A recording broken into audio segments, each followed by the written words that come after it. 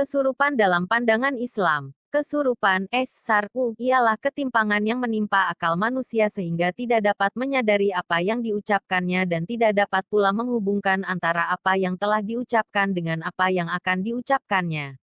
Orang yang terkena kesurupan ini akan mengalami kehilangan ingatan sebagai akibat dari ketimpangan pada saraf otak.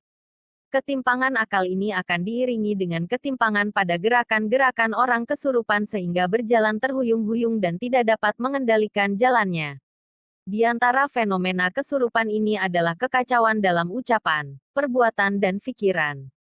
Al-Hafiz Ibnu Katsir rahimahullah dalam Fathul Bari mengatakan kesurupan bisa jadi karena gangguan jin, dan tidak terjadi kecuali dari mereka yang berjiwa kotor, kemungkinan karena baiknya sebagian jenis manusia atau karena menimpakan gangguan kepadanya semata-mata.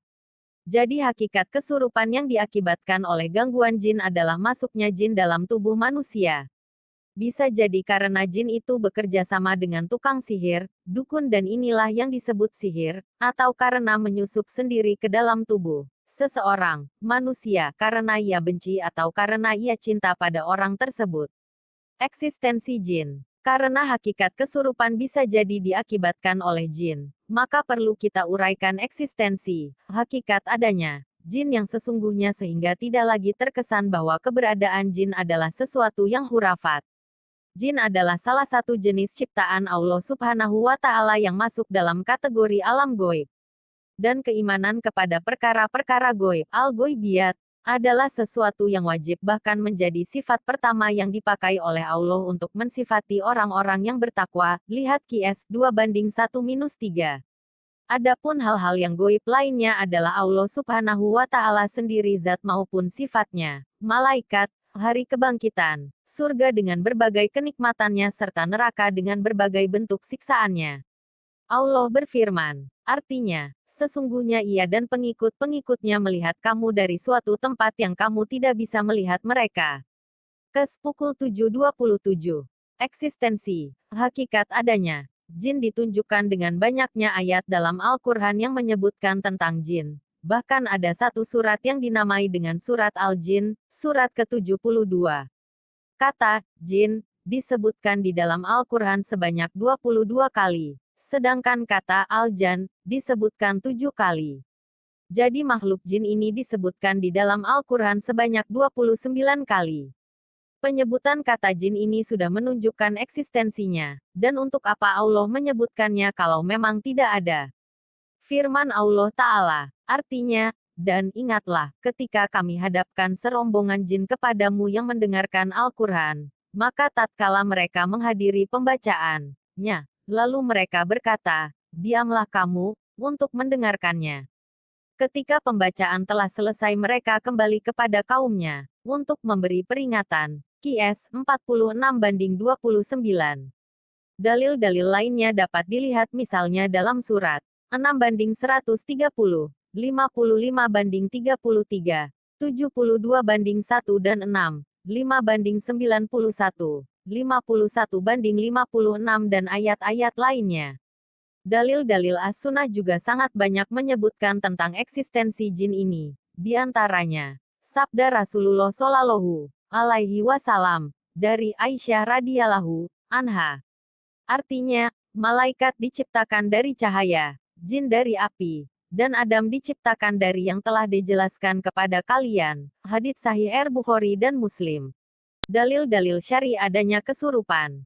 Banyak kita alami perubahan-perubahan yang terjadi, baik yang menyangkut sosial budaya lebih-lebih yang menyangkut sosial politik, dan banyak yang tidak banyak perubahan adalah sosial ekonomi. Sebagaimana Allah SWT berfirman, orang-orang yang makan, mengambil, riba tidak dapat berdiri melainkan seperti berdirinya orang yang kemasukan syaitan lantaran tekanan, penyakit gila. Keadaan mereka yang demikian itu adalah disebabkan mereka berpendapat, sesungguhnya jual beli itu sama dengan riba, padahal Allah telah menghalalkan jual beli dan mengharamkan riba. Orang-orang yang telah sampai kepadanya larangan dari Tuhannya, lalu terus berhenti dari mengambil riba, maka baginya apa yang telah diambilnya dahulu, sebelum datang larangan, dan urusannya terserah kepada Allah. Orang yang kembali mengambil riba, maka orang itu adalah penghuni-penghuni neraka, mereka kekal di dalamnya. QS Al-Baqarah 2, 275. Riba itu ada dua macam. Riba nasiah, riba fadl, ialah pembayaran lebih yang disyaratkan oleh orang yang meminjamkan. Riba fadl ialah penukaran suatu barang dengan barang yang sejenis, tetapi lebih banyak jumlahnya karena orang yang menukarkan mensyaratkan demikian. Seperti penukaran emas dengan emas, padi dengan padi, dan sebagainya. Riba yang dimaksud dalam ayat ini riba nasiah yang berlipat ganda yang umum terjadi dalam masyarakat Arab zaman jahiliyah. Riba yang sudah diambil, dipungut, sebelum turun ayat ini, boleh tidak dikembalikan. Imam Qurtubi berkata, ayat ini menjadi dalil tidak diterimanya pendapat dan anggapan orang yang mengingkari realita kesurupan jin serta mengatakan bahwa itu hanyalah sifat dasar manusia saja. Dan bahwa setan tidak dapat merasuk pada diri manusia serta tidak bisa mengakibatkan gangguan, kesurupan. Tafsir Al-Qurtubi, 3/355. Dalam menafsirkan ayat ini, Imam At-Tabari mengatakan, Bashar bercerita kepada saya, Yazid menceritakan dari Said yang menceritakan dari Qatadah. Dia berkata, riba di masa jahiliyah adalah transaksi jual-beli dengan menunda pembayaran sampai masa tertentu. Jika masa yang telah ditentukan tiba, tetapi pengutang belum mampu membayarnya, maka si pemberi utang akan menunda pembayaran namun dengan menambah nominal harganya. Maka Allah Subhanahu wa Ta'ala SWT berfirman kepada orang-orang yang menyuburkan praktek riba yang telah kita terangkan ciri-cirinya di dunia, bahwa di hari kiamat kelak mereka akan dibangkitkan dari kubur seperti berdirinya orang yang kesurupan setan. Maksudnya, mereka akan dirasuki setan di dunia ini dan dibuat seperti orang gila. Tafsir At-Tabari, 3/101. Al-Hafiz Ibnu Katsir berkata ketika menafsiri Al-Baqarah, 275. Mereka akan berdiri seperti berdirinya seorang yang berpenyakit ayan ketika sedang kambuh, lalu setan akan mempermainkannya. Hal demikian itu karena mereka melakukan suatu kemungkaran. Tafsir Ibnu Katsir, 1/326.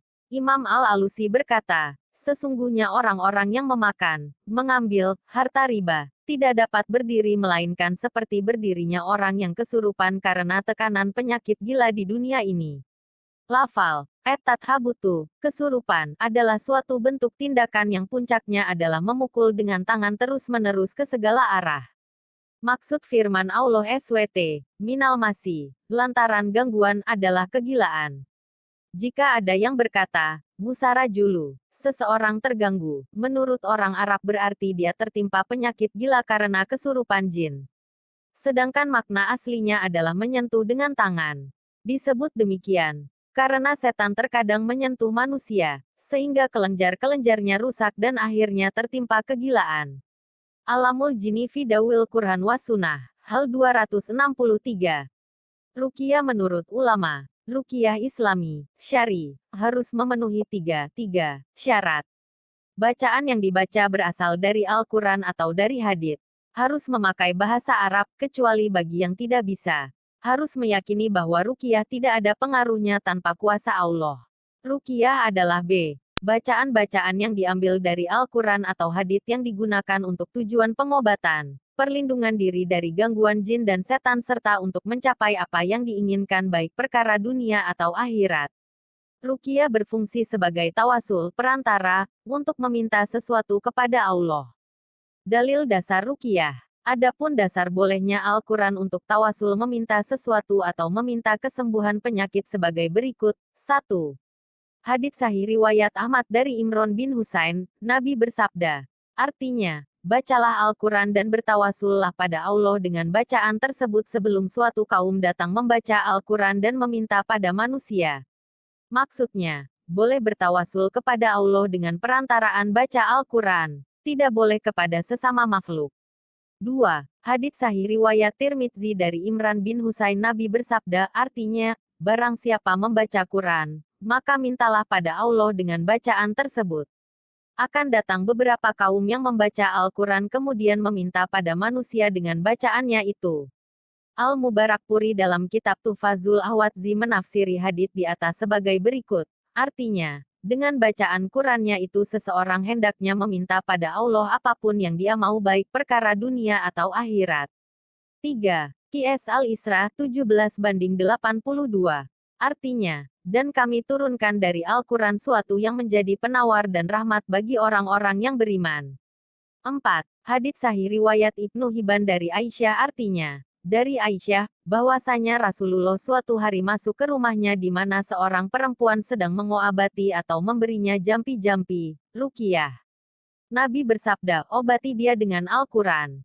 5. Ibnu Muflih dalam kitabnya Al-Adabisi Syariah menceritakan tentang kisah Solih bin Ahmad putra Imam Ahmad bin Hanbal demikian. Arti kesimpulan, suatu saat ketika saya sakit, ayah saya yaitu Ahmad bin Hanbali, pendiri mazhab Hanbali mengambil sewadah air kemudian membaca ayat Al-Quran di atas wadah itu dan berkata pada saya, minumlah dan basuhlah wajah dan kedua tanganmu. Menurut Abdullah, dia pernah melihat ayahnya, yaitu Ahmad bin Hanbal mengambil air memohon perlindungan pada Allah kemudian membaca Al-Quran, kemudian meminum air itu dan mengalirkan air itu 4 petik terbalik dirinya. 6. Hadits sahih riwayat Muslim artinya, ruqyah itu boleh asal tidak mengandung syirik. Hukum ruqyah. Ulama sepakat atas bolehnya ruqyah Islami, yang sesuai syariah, yang sesuai dengan ketentuan di atas berdasarkan dalil-dalil yang sudah dipaparkan di muka. Bacaan ruqyah. Beberapa bacaan ruqyah dan manfaatnya yang berasal tuntunan Nabi Muhammad antara lain sebagai berikut. 1. Surat Al-Fatihah untuk penyembuhan orang sakit. 2. Berdasar hadits riwayat Bukhari, untuk menyembuhkan orang sakit, baca bacaan berikut. Jika ada keluhan sakit di salah satu badannya, letakkan tangan si sakit pada tempat yang sakit dan baca Bismillah 3x kemudian baca bacaan berikut 7x berdasar hadits riwayat Muslim, ruqyah dapat mengobati gangguan jin atau sihir dan penyakit fisik biasa. 3. Bacaan yang dapat melindungi seseorang dari sihir dan berbagai gangguan lain adalah ayat kursi, surat Al-Ikhlas, surat An-Nas, surat Al-Falaq tanda hubung lebih besar dari baca setiap selesai salat 5 waktu dan menjelang akan tidur. 2 ayat terakhir dari surat Al-Baqarah yaitu ayat 285 dan ayat 286 dibaca setiap malam. Jimat Tamimah. Ulama sepakat atas bolehnya ruqyah syariah, Islami. Tidak demikian halnya dengan jimat Tamimah. Tidak sedikit yang mengeramkannya, terutama ulama Wahabi. Mazhab Hanafi membagi jimat menjadi 2 yaitu Tamimah dan Ma'atzah. Tamimah adalah jimat jahiliyah sedang Ma'atzah adalah jimat yang berisi ayat Al-Quran, nama-nama Allah, Del. Definisi jimat Tamimah.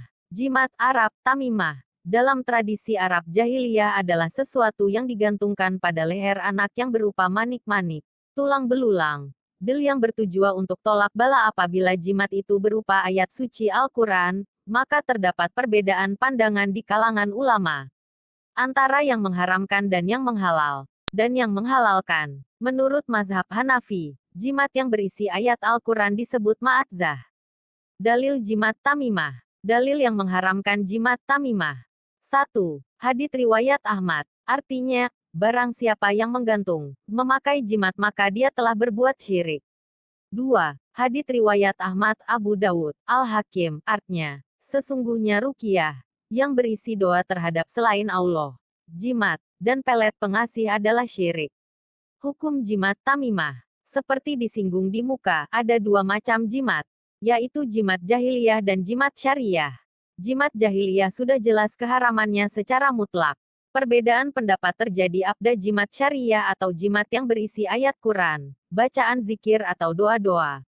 Adapun jimat yang berisi ayat-ayat Al-Quran, atau zikir atau doa-doa dan digantung di leher, maka ulama berbeda pendapat. Pendapat yang mengharamkan jimat walaupun berisi ayat Al-Quran antara lain kalangan ulama Wahabi yang mengikuti pendapat Ibnu Arabi dalam kitab Aridah Al-Ahwadzi. Sedangkan mayoritas ulama, jumhur, termasuk mazhab yang 4 yaitu Maliki, Hanafi, Syafi'i dan Hanbali membolehkannya. Baik jimat itu digantung di leher atau tidak dipakai. Sedang sebagian lagi, termasuk Ibnu Mas'ud, memakruhkannya. Beberapa dalil pandangan ulama sebagai berikut. 1. Mazhab Hanafi membolehkan jimat yang digantung di leher yang berisi ayat Quran, doa atau zikir. Al-Matrazi Al-Hanafi dalam kitab Al-Maghrib mengatakan, artinya, Al-Qutbi mengatakan bahwa ma'at-zat, pengobatan, adalah tamimah, jimat jahiliyah. Padahal bukan, karena tamimah itu dibuat dari manik. Ma'at-zat tidak apa-apa asalkan yang ditulis di dalamnya adalah Al-Quran atau nama-nama Allah. 2. Mazhab Maliki berpendapat boleh. Abdul Bar dalam At-Tamhid 16/171 menyatakan, artinya, Malik berkata, boleh menggantungkan kitab yang mengandung nama-nama Allah pada leher orang yang sakit untuk tabaruk, mendapat berkah, asal menggantungkannya tidak dimaksudkan untuk mencegah bala, penyakit. Ini sebelum turunnya bala, penyakit. Apabila terjadi bala, maka boleh melakukan ruqyah dan menggantungkan tulisan di leher.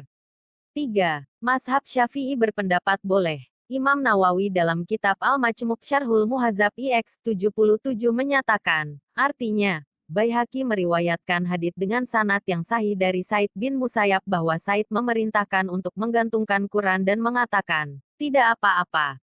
Baihaqi berkata, ini semua kembali pada apa yang kita katakan, bahwasanya apabila ruqyah, pengobatan, dilakukan dengan sesuatu yang tidak diketahui atau dengan cara jahiliyah maka tidak boleh. Apabila ruqyah dilakukan dengan memakai Al-Quran atau dengan sesuatu yang dikenal seperti zikir pada Allah dengan mengharap berkahnya zikir dan berkeyakinan bahwa penyembuhan berasal dari Allah maka tidak apa-apa. 4. Mazhab Hanbali, mazhab fiknya kalangan Wahabi, berpendapat boleh. Al-Mardawi dalam kitab Tashihul Furu, 2/173 menyatakan. Artinya, dalam kitab Adabur Rihayah dikatakan, hukumnya makruh menggantungkan tamimah dan semacamnya. Dan boleh menggantungkan, memakai kalung yang berisi ayat Quran, zikir, del. Begitu juga pengobatan. Juga boleh menulis ayat Quran dan zikir dengan bahasa Arab dan digantungkan di leher yang sakit atau wanita hamil. Dan, boleh dengan, diletakkan di wadah berisi air kemudian airnya diminum dan dibuat pengobatan, ruqyah, dengan sesuatu yang berasal dari Al-Quran, zikir atau doa-doa yang telah diajarkan Rasulullah SAW. Mengapa jin mengganggu manusia? Asy Syaikh Muhammad Al-Imam berkata dalam kitab Al-Inqadz. Sebab-sebab yang dengannya syaitan dari bangsa jin mempengaruhi kaum muslimin, sebab-sebab yang melaluinya jin dan syaitan mengganggu kaum muslimin sangatlah banyak dan cukup bagi kita menyebutkan sebagiannya saja, di antaranya. Sebab pertama, jin bisa melihat kita dan secara umum kita tidak bisa melihat mereka. Allah SWT berfirman tentang iblis dan anak turunnya. Sesungguhnya ia dan para pengikutnya melihat kalian di mana kalian tidak melihat mereka. Al-A'raf 27. Yang dipandang oleh para pakar tafsir adalah bahwa kata ganti pada firman-Nya, sesungguhnya dia itu kembali kepada iblis, dan kata, para pengikutnya, maksudnya adalah keturunan dan anak-anaknya. Syekhul Islam pernah ditanya sebagaimana dalam Majmu' Al-Fatawa 15/7 tentang firman Allah. Sesungguhnya ia dan para pengikutnya melihat kalian di mana kalian tidak melihat mereka. Al-A'raf 27. Apakah hal itu umum? Tidak ada seorang pun yang melihat mereka, ataukah ada sebagian yang melihat mereka dan sebagian tidak? Maka Syekhul Islam menjawab dengan berkata, yang ada dalam Al-Quran adalah bahwa mereka, jin, melihat manusia di mana manusia tidak melihat mereka. Dan ini benar, mengharuskan bahwa mereka melihat manusia pada saat manusia tidak melihat mereka.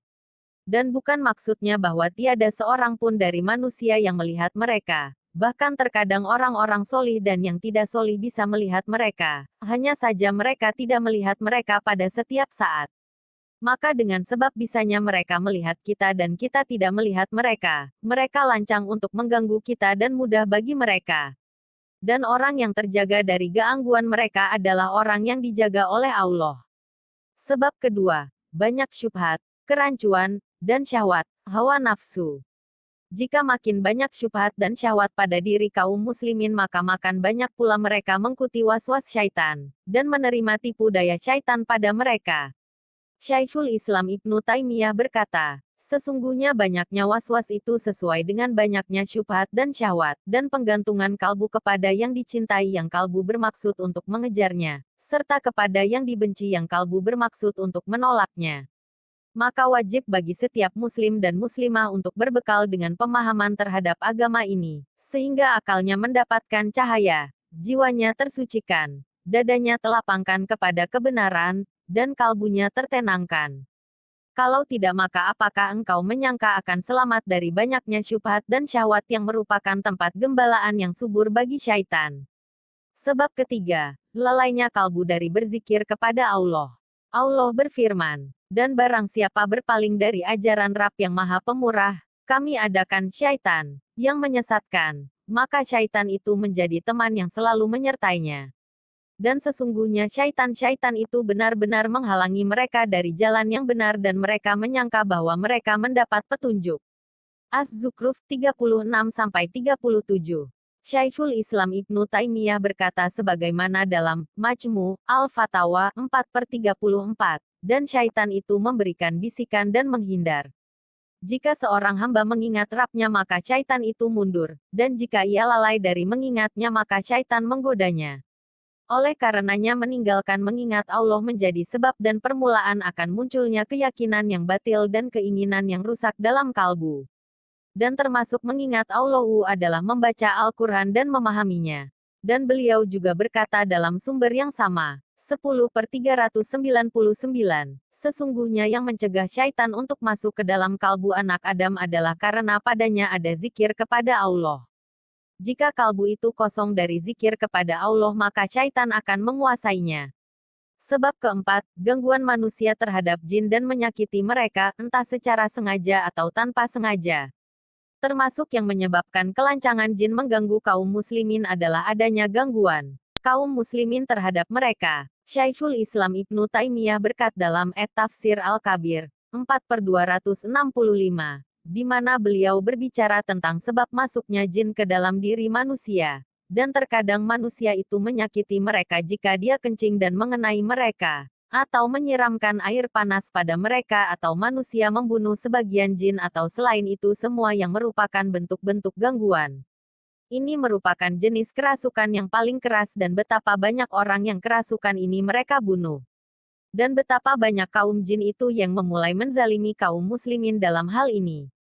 Karena mereka menyamar dalam bentuk yang bisa dilihat oleh manusia seperti menjadi ular, ular besar, anjing, kucing dan sebagainya sehingga seorang muslim takut darinya, dan menyangkanya ia adalah makhluk yang ia kenal lalu ia bersegera untuk memukulnya atau membunuhnya sesuai dengan apa yang ia lihat, bukan karena ia ingin menyakiti jin.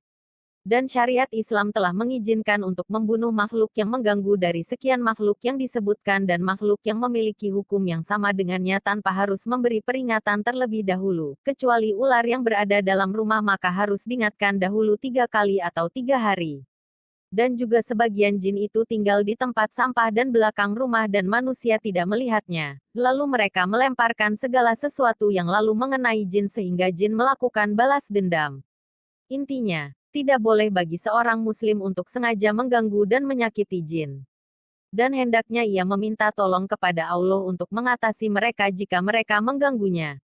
Sebab kelima, terjadi dari jalan jatuh cintanya jin laki-laki atau wanita terhadap manusia. Syekhul Islam Ibnu Taimiyah berkata dalam An-Nubuwat 399, jin itu terkadang jatuh cinta pada manusia sebagaimana manusia jatuh cinta pada manusia. Dan sebagaimana seorang pria mencintai wanita, dan wanita mencintai pria. Maka ia merasa cemburu padanya dan ia mendukung cemburunya itu dengan segala sesuatu. Dan jika yang dia cintai bersama yang lain maka terkadang dia menghukumnya dengan membunuhnya dan selainnya. Dan semua ini nyata terjadi. Dan beliau juga berkata dalam At-Tafsir Al-Kabir 4/265, demikian juga wanita kaum jin. Di antara mereka ada yang menginginkan dari manusia yang ia bantu sesuatu yang diinginkan wanita kaum manusia dari para lelaki. Dan ini banyak terjadi pada lelaki dan wanitanya kaum jin. Banyak lelaki kaum jin mendapatkan dari wanita kaum manusia perkara yang didapatkan manusia, dan terkadang perkara itu dilakukan pada kaum lelakinya. Maka wajib bagi setiap muslim dan muslimah untuk selalu berusaha menekuni zikir syari, terkhusus yang terkait dengan zikir masuk kamar mandi dan zikir ketika berhubungan badan. Karena bertelanjang tanpa diawali dengan zikir kepada Allah merupakan sebab jatuh cintanya jin kepada manusia. Sebab keenam, terjadi sebagai bentuk mempermainkan manusia. Syekhul Islam Ibnu Taimiyah berkata dalam At-Tafsir Al-Kabir 4/265, di mana beliau berbicara tentang kelakuan jin mempermainkan manusia. Dan terkadang pengaruh gangguan jin itu terjadi sebagai bentuk mempermainkan manusia sebagaimana orang-orang bodohnya manusia mempermainkan orang asing yang sedang menempuh perjalanan. Semoga Allah mencukupi para hambanya dari kejelekan orang-orang bodoh tersebut dengan mengembalikan mereka pada jalannya, berdoanya mereka kepadanya dan ibadah mereka kepadanya. Sebab ketujuh, sebagian jin mengganggu manusia untuk memberi pelajaran pada mereka akibat mereka melakukan maksiat dan kebitahan. Terjadi bahwa sebagian jin yang menyamar jadi manusia yang muslim mengabarkan bahwa sebabnya dia merasuki seorang muslim adalah karena muslim ini pelaku maksiat dan kebitahan. Dan makna dari hal ini adalah bahwa kaum jin itu terdorong rasa cemburu mereka terhadap Islam maka mereka melakukan gangguan terhadap pelaku maksiat dan bitah dari kaum muslimin. Dan sebenarnya hal ini tidaklah dibenarkan dari dua sisi. Dari sisi bahwa masuknya jin ke tubuh seorang muslim itu haram. Dari sisi bahwa para jin itu memperlakukan para pelaku maksiat dan kebitahan bukan dengan perlakuan maka tidak boleh bagi mereka memukul pelaku maksiat dan kebitahan tidak pula mengganggu mereka dengan jenis apapun. Bahkan tidaklah jin berhak untuk menasehati kaum muslimin. Karena nasihat mereka kepada kaum muslimin bisa membuat mereka ketakutan. Secara garis besar, kebanyakannya terjadinya perlakuan ini terhadap kaum muslimin adalah berasal dari kaum jin yang bodoh meskipun mereka itu muslim. Sebab kedelapan, terjadi sebagai bentuk ujian dan cobaan. Allah memiliki hikmah dalam perkara yang dia takdirkan dan tentukan atas seorang hamba yang soli berupa pengaruh jin padanya, sebagaimana pengaruh syaitan kepada Nabi Allah Ayub. Bagaimana jin masuk ke tubuh manusia? Jin adalah makhluk tak kasat mata yang bisa keluar masuk ke tubuh seseorang sekehendak hati. Jin bisa tinggal di mana saja dalam jaringan urat darah yang mereka kehendaki, padahal kita tidak pernah merasakan keberadaan mereka. Dalam sebuah riwayat disebutkan, dari Sofia binti Huyai R.A. berkata, pada suatu malam ketika Nabi SAW sedang beritikaf aku datang menghampiri Baginda. Setelah puas berbincang-bincang dengan Baginda, aku pun berdiri untuk pulang. Rasulullah SAW ikut berdiri untuk mengantarku. Tempat tinggal Sofia adalah di rumah Usamah bin Zaid. Tiba-tiba datang dua orang Ansar. Ketika mereka melihat Nabi SAW mereka mempercepatkan langkahnya. Lalu Nabi SAW bersabda, perlahankanlah langkahmu. Sesungguhnya ini adalah Sofia binti Huyai. Kedua orang Ansor itu berkata, Maha suci Allah, wahai Rasulullah. Lalu Rasulullah SAW bersabda, sesungguhnya setan itu berjalan pada aliran darah manusia sebenarnya aku khawatir ada tuduhan buruk atau yang tidak baik dalam hati kamu berdua. Riwayat Bukhari di dalam kitab Itikaf hadits nomor 1894, 1897, 1898, Etika hadits nomor 5751. Riwayat Muslim di dalam kitab Salam hadits nomor 4041. Riwayat Abu Dawud di dalam kitab Etika hadits nomor 4342. 4. Riwayat Ibnu Majah di dalam kitab Puasa hadits nomor 1769. Barangkali kita semua memang harus diruqyah, supaya jin yang tinggal dalam urat darah kita itu tidak membelokkan akidah Islamiyah kita, sehingga kita terhindar dari perbuatan syirik dan bid'ah, tidak terkecuali orang-orang yang ahli meruqyah. Jin mempunyai kemampuan untuk masuk ke pembuluh darah yang memiliki sifat seperti sentruman yang dapat mengalir ke tubuh. Jin juga dapat membisik-bisiki, memanas-manasi, dan membakar hati manusia supaya menuruti hawa nafsunya. Jin menyusup melalui peredaran darah untuk mengganggu mekanisme tubuh dan jin menguasai frekuensi gelombang otak untuk mempengaruhi sistem saraf yang berhubungan dengan pikiran, emosi, dan gerakan. Jin yang masuk ke dalam pembuluh darah langsung menuju otak dan melalui otak jin bisa mempengaruhi bagian mana saja karena memang dia sudah menguasai otak. Ini dibuktikan oleh medis bahwa para penderita kesurupan memiliki gelombang otak yang sangat halus dan aneh. Kesimpulannya, Jika benar jin berjasad halus seperti udara, maka tidak mustahil bagi jin untuk masuk ke tubuh manusia seperti udara dan nafas keluar masuk tubuh manusia. Ia masuk ke tubuh manusia seperti uang dimasukkan ke dalam amplop. Al-Qadi Abdul Jabbar Al-Hamazani berkata, jika benar kesimpulan kami bahwa jin berjasad halus seperti udara, maka tidak mustahil baginya untuk masuk ke tubuh manusia sebagaimana udara dan nafas keluar masuk ke tubuh manusia. Hal ini tidak mengakibatkan bertumpuknya beberapa substansi dalam satu wadah karena hal tersebut tidak akan ketemu kecuali dengan cara beriringan, bukan dengan cara menyatu. Ia masuk ke tubuh manusia seperti uang masuk ke dalam amplop.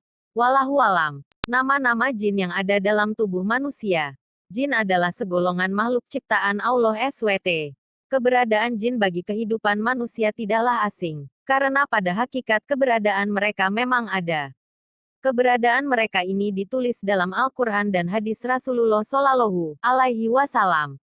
Allah SWT berfirman, dan kami telah menciptakan jin sebelum Adam dari api yang sangat panas. Qs. Al-Hijr 27. Allah SWT juga berfirman, dan dia menciptakan jin dari nyala api. Qs. Ar-Rahman 15.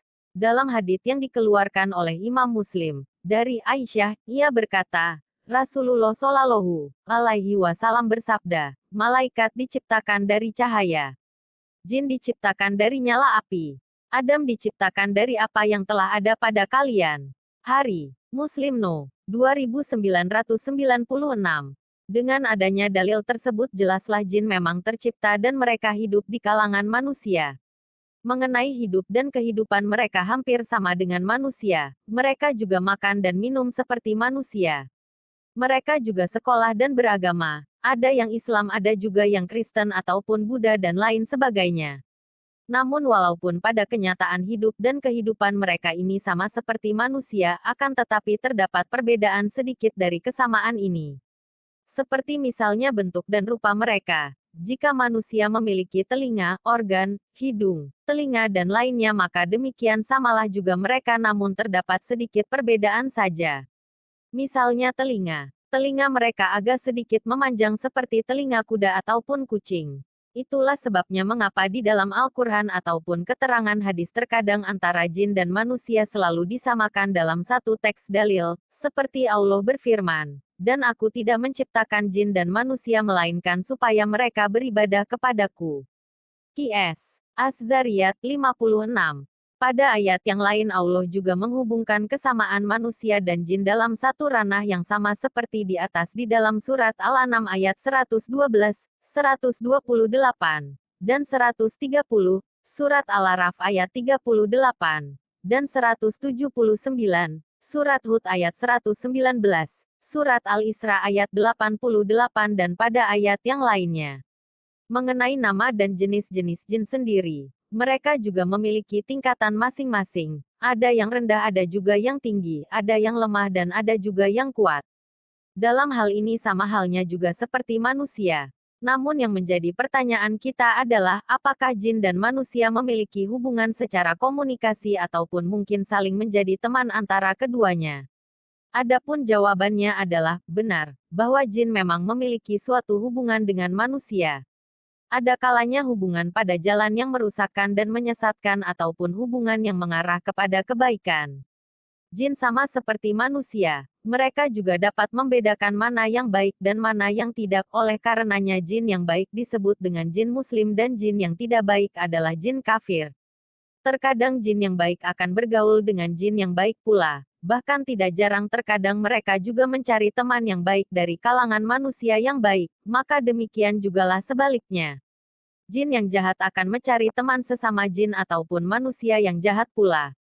Jin inilah yang disebut dalam Islam sebagai jin korin, yaitu jin pengikut manusia.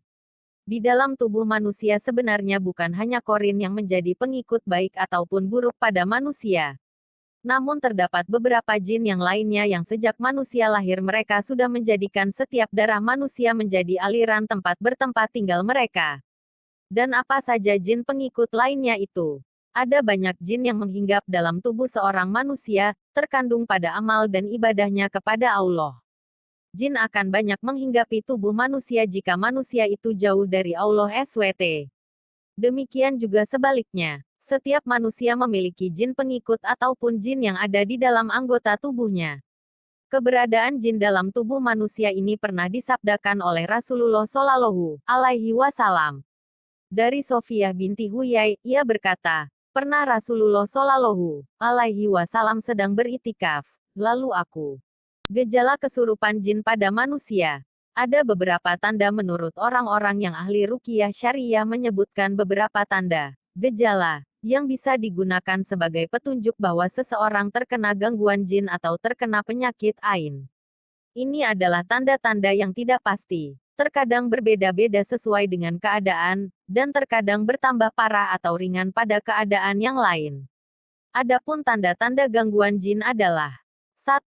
Berpaling atau lari, menjauh, yang ekstrim dari mendengar azan atau mendengar bacaan Al-Quran. 2. Pingsan, tidak sadar, kejang, kesurupan, atau jatuh saat dibacakan Al-Quran kepadanya.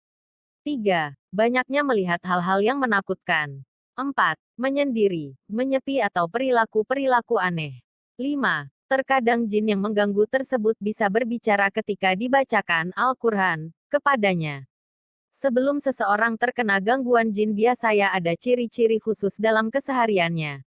1. Seringnya mimpi buruk. Orang yang kena sihir biasanya selalu mimpi buruk dan mimpi buruk ini paling sering melihat binatang atau melihat kuburan yang melihat ketakutan dalam mimpinya. Sehingga suatu saat sering mengigau dan membunyikan giginya atau kadang-kadang menyerang seseorang yang berusaha membangunkannya. Gelisah tidak bisa tidur setiap malam. 2. Sering bermimpi binatang. Di antaranya adalah binatang cicak, ular dan anjing. Ini adalah merupakan binatang simbolnya setan. Jangan sampai kita keliru dalam mengartikan mimpi. Misalnya ketika orang bermimpi melihat ular katanya akan menikah. Ini pemahaman yang sangat keliru, ungkap Ustadz Khalid Basalamah dalam ceramahnya. Kadang-kadang diperlihatkan ular berwarna hitam yang berusaha menakutinya dan juga melilit tubuhnya. Maka dalam pandangan beliau orang tersebut sedang disihir yang berusaha untuk menakutinya dan merusak pada prestasi seseorang tersebut. Adapun yang sering dijumpai dalam mimpi yang keduanya adalah sering mimpi yang diikuti dengan hawa nafsu. Atau juga sering didatangi laki-laki dan perempuan yang bisa saja orang tersebut dalam mimpinya adalah seseorang yang pernah disukainya waktu itu. Ini membuktikan bahwasannya setan membuka pada dia atau mungkin dasarnya orang tersebut tidak dikenalnya. Atau bisa saja bermimpi seseorang dalam bentuk yang sangat besar. Menurut Ustaz Khalid Basalamah menandakan orang tersebut sedang kena sihir yang dibuka oleh setan terhadap bentuk orang lain dalam mimpinya. Bisa saja ada jin yang menyukainya. Maka disarankan jangan menyukai dengan jin yang ini tidak ada gunanya dan tidak terlihat oleh mata kita. Jelas Ustaz Khalid Basalamah. Karena ada jin yang paling cantik membuat pengakuan, diceritakan oleh ustaz yang pernah mendengar seorang syekh di Madinah sedang meruqyah seseorang yang kebetulan direkam oleh murid-muridnya dalam kaset. Beliau mendengar perkataan dari jin perempuan yang konon katanya sangat cantik telah mengungkapkan dalam rekamanannya. Saya jin perempuan dengan mata satu dan mempunyai kaki 9. Maka kita jangan sampai menyenangi terhadap jin karena manusia itu adalah yang paling sempurna. Maka mencintailah laki-laki dan perempuan sesama manusia. 3. Susah tidur, sering bermimpi ketakutan sendiri. Susah tidur karena was-was ketakutan dan seolah-olah kalau sendiri sering dihantui ketakutan yang berarti ini ada gangguan harus diruqyah, menurut Ustaz Khalid Basalaman. Yang ketiga sering adanya penyakit yang besar misal kanker dan was-was, sering kali merasa ada penyakit yang tanpa sebab. 4. Orang yang diukir. Terindikasi terkena sihir adalah orang yang telah diukir-ukir badannya dengan istilah raja-raja. Ukiran-ukiran dengan maksud supaya rumah tangganya langgeng. 5. Mentransfer aura. Termasuk orang yang pernah dimandikan air dengan transfer aura. Memberikan kekuatan tenaga dalam. Yang ini semua adalah senjata-senjata setan. Berarti ini semua adalah ada bentuk sihir. Menurut ustaz ini harus diobati dengan ruqyah yang insya Allah baru bisa sembuh dengan memerlukan kesabaran dari beberapa pros. Kesembuhan tersebut tergantung dari seseorang karena ada yang 1 kali 2 kali bahkan sampai beberapa kali. Itu tergantung Kepastian itu milik Allah akan tetapi orang-orang yang belum sembuh dia harus muhasabah dirinya yang mungkin masih ada dosa yang mengganjal, hatinya belum bisa baik atau mungkin ada sesuatu yang memang traumatis di waktu dia kecil yang kemungkinan juga sudah menjadi keturunan. Jenis-jenis gangguan jin. Jenis-jenis gangguan jin ini sebenarnya sudah banyak dibahas oleh para peruqyah kita, namun yang sudah dibahas cuma ada 4 saja. Untuk itulah kali ini saya ingin menambahkan beberapa jenis lagi dengan harapan agar jenis-jenis gangguan jin yang sudah dibahas bisa lebih jelas dan bisa menambah pengetahuan kita tentang masalah gangguan itu sendiri. Dengan mengetahui jenis-jenis gangguan jin ini, maka kita bisa membuka kedok-kedok setan dan bisa berusaha untuk mengalahkan mereka secara syar'i. Marilah kita mulai dengan jenis-jenis yang pertama dan seterusnya. 1. Gangguan menyeluruh, yaitu gangguan jin yang menguasai dan merasuk ke seluruh tubuh dan jinnya berada di dalam tubuh yang dirasuki. Jenis ini kita bagi lagi menjadi 2. Pertama, gangguan menyeluruh dan terus-menerus. Gangguan jenis ini adalah beradanya jin secara terus-menerus dan bertempat di otak orang yang dirasukinya, dan menyebabkan rasukan yang kadang membuat orangnya pingsan. Ketika diruqyah jin yang merasuki benar-benar menguasai yang dirasukinya dan berbicara melalui lisan yang orang dirasukinya. Gangguan jenis ini kadang disebabkan oleh sihir atau karena orang yang dirasuki sudah mengganggu jinnya, balas dendam. Kadang juga jinnya merasuki dengan sebab syahwat jin mencintai orang yang dirasukinya. Kedua, gangguan menyeluruh namun keluarnya hanya sementara gangguan jenis ini walaupun menyeluruh tapi ketika akan diruqyah atau sesudah diruqyah jinnya keluar untuk sementara waktu saja dan setelah itu jinnya akan kembali lagi. Biasanya jinnya adalah dari salah satu jenis jin yang memiliki kecepatan dalam bergerak yaitu jenis jin terbang sebagaimana sabda Nabi yang berbunyi. Dari Abi Thalabah Al-Khushni, Nabi bersabda, jin itu ada 3 golongan. Jenis yang memiliki sayap dan terbang di udara, jenis yang menyerupai ular dan anjing, dan jenis yang tinggal dan berpindah-pindah. Sahih Al-Jami 3114. 2. Gangguan menyeluruh dengan mempengaruhi anggota tubuh. Gangguan jenis ini adalah adanya jin di dalam tubuh orang yang dirasuki dengan cara membuat sebagian anggota tubuh sakit atau berpindah-pindah dari satu anggota tubuh ke anggota tubuh yang lain. Gangguan jenis ini bisa membuat anggota tubuh lumpuh, atau sangat sakit, dan tidak bisa dideteksi secara medis. 3. Gangguan dari luar tubuh. Gangguan dari luar tubuh ini kita bagi menjadi 2 bagian. Pertama, gangguan dari luar yang terus-menerus. Gangguan ini jinnya mengganggu terus-menerus tapi tidak merasuki tubuh dan berusaha menyakiti dengan segala cara. Ketika diruqyah pasien tidak memiliki tanda-tanda gangguan jin dan tidak ada reaksi dengan sebab jinnya lari sebelum sesi ruqyah. Penyebab dari gangguan ini bisa karena sihir, balas dendam jin, atau oleh jin pecinta yang kadang tasyakul menampakkan diri dengan bentuk anjing, ular, kucing, atau bentuk-bentuk lain yang menakutkan dengan tujuan membuat pasien takut dan jiwanya tidak tenang. Kedua, gangguan dari tubuh untuk sementara waktu. Gangguan ini sifatnya sementara yang disebabkan oleh jinnya telah diganggu dan dengan izin Allah gangguan ini akan hilang sendiri dengan sebab orang yang diganggunya selalu menjaga ketakwaannya. 4. Gangguan yang menyebabkan sakit. Gangguan jenis ini kita bagi menjadi 2. Pertama, mempengaruhi penyakit seseorang yang sudah ada. Jadi gangguan ini hanya memperparah penyakit seseorang yang sudah ada sebelumnya. Misalnya, sebelumnya sudah lumpuh, sebelumnya sudah sakit jantung, sebelumnya sudah sakit paru-paru, del. Gangguan ini tidak bisa diobati secara medis walaupun sudah banyak berobat ke dokter. Jin yang menyebabkan penyakit ini tinggal di dalam tubuh di aliran darah dan dengan mudah mengontrol dan memperparah penyakit yang sudah ada sebelumnya. Kedua, gangguan dengan menemukan penyakit yang bermacam-macam. Maksud dari gangguan ini adalah jin itu, dengan izin Allah, bisa menyebabkan penyakit tertentu pada tubuh seseorang dan sebabnya samar dan secara medis tidak ditemukan penyebabnya. Untuk cara mengatasi jenis gangguan ini dan yang membuat anggota tubuh sakit harus dengan ruqyah syariah, herbal, dan obat-obatan dari dokter. 5. Gangguan sesaat. Gangguan ini hanya sesaat dan hilang dengan ketakwaan kepada Allah dengan mengingatnya sebagaimana firman Allah yang berbunyi. Sesungguhnya orang-orang yang bertakwa bila mereka ditimpa was-was dari Saitan, mereka ingat kepada Allah, maka ketika itu juga mereka melihat kesalahan-kesalahannya. Al-A'raf 201. 6. Gangguan jin orang lain atau tempat yang ada hubungannya dengan orang yang diganggu. Gangguan jin jenis ini hanya mengganggu karena orang ini ada hubungannya dengan suatu tempat jimat atau orang-orang terdekatnya. Misalnya seseorang yang merasa ada gangguan jin pergi ke peruqyah tetapi setelah diruqyah dia sama sekali tidak ada reaksi. Kenapa ini terjadi? Sebabnya ada 3 kemungkinan. Pertama, orang ini diganggu oleh jin yang ada di rumahnya. Jadi dia harus diruqyah di rumahnya bukan di rumah peruqyah. Kedua, orang ini diganggu oleh ta'abi, yang mengikuti jimat atau benda-benda lain yang diagungkan. Jadi sebelum diruqyah benda-benda itu harus dimusnahkan dulu. Ketiga, orang ini diganggu oleh jin orang yang ada hubungannya dengan orang ini, misalnya, mungkin jin bapaknya, ibunya, atau saudaranya. Jadi harus diruqyah dengan menyertakan keluarganya yang lain.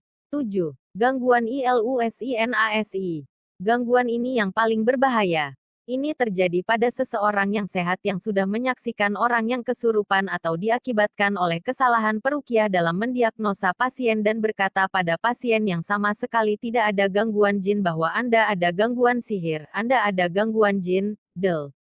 Biasanya juga karena orang ini pergi ke dukun dan mempercayai bualan dukunnya yang mengatakan kamu begini atau begitu. Keadaan ini dipergunakan oleh setan untuk membuat orang ini berhalusinasi bahwa dia benar-benar sakit. Keadaan seperti ini bisa juga dari dampak negatif dari ruqyah massal. Maaf saya bukan tidak setuju dengan ruqyah massal. Salah satu cara mengobati orang seperti ini adalah dengan menyuruhnya untuk memperbanyak membaca Al-Quran dan menyuruhnya untuk memikirkan hal-hal yang penting bukan memikirkan yang tidak penting. Mengenal tata cara terapi dalam Islam. Khazanah Islam telah mengenal sistem pengobatan sejak masa awal Islam. Sistem pengobatan yang dikenal luas dalam Khazanah Islam ini mengacu kepada perkataan dan tindakan Rasulullah SAW yang terkait dengan upaya menanggulangi wabah penyakit, penyembuhan penyakit, dan perawatan pasien. Sistem pengobatan yang diadopsi dari Rasulullah SAW ini dikenal sebagai Tibun Nabawi.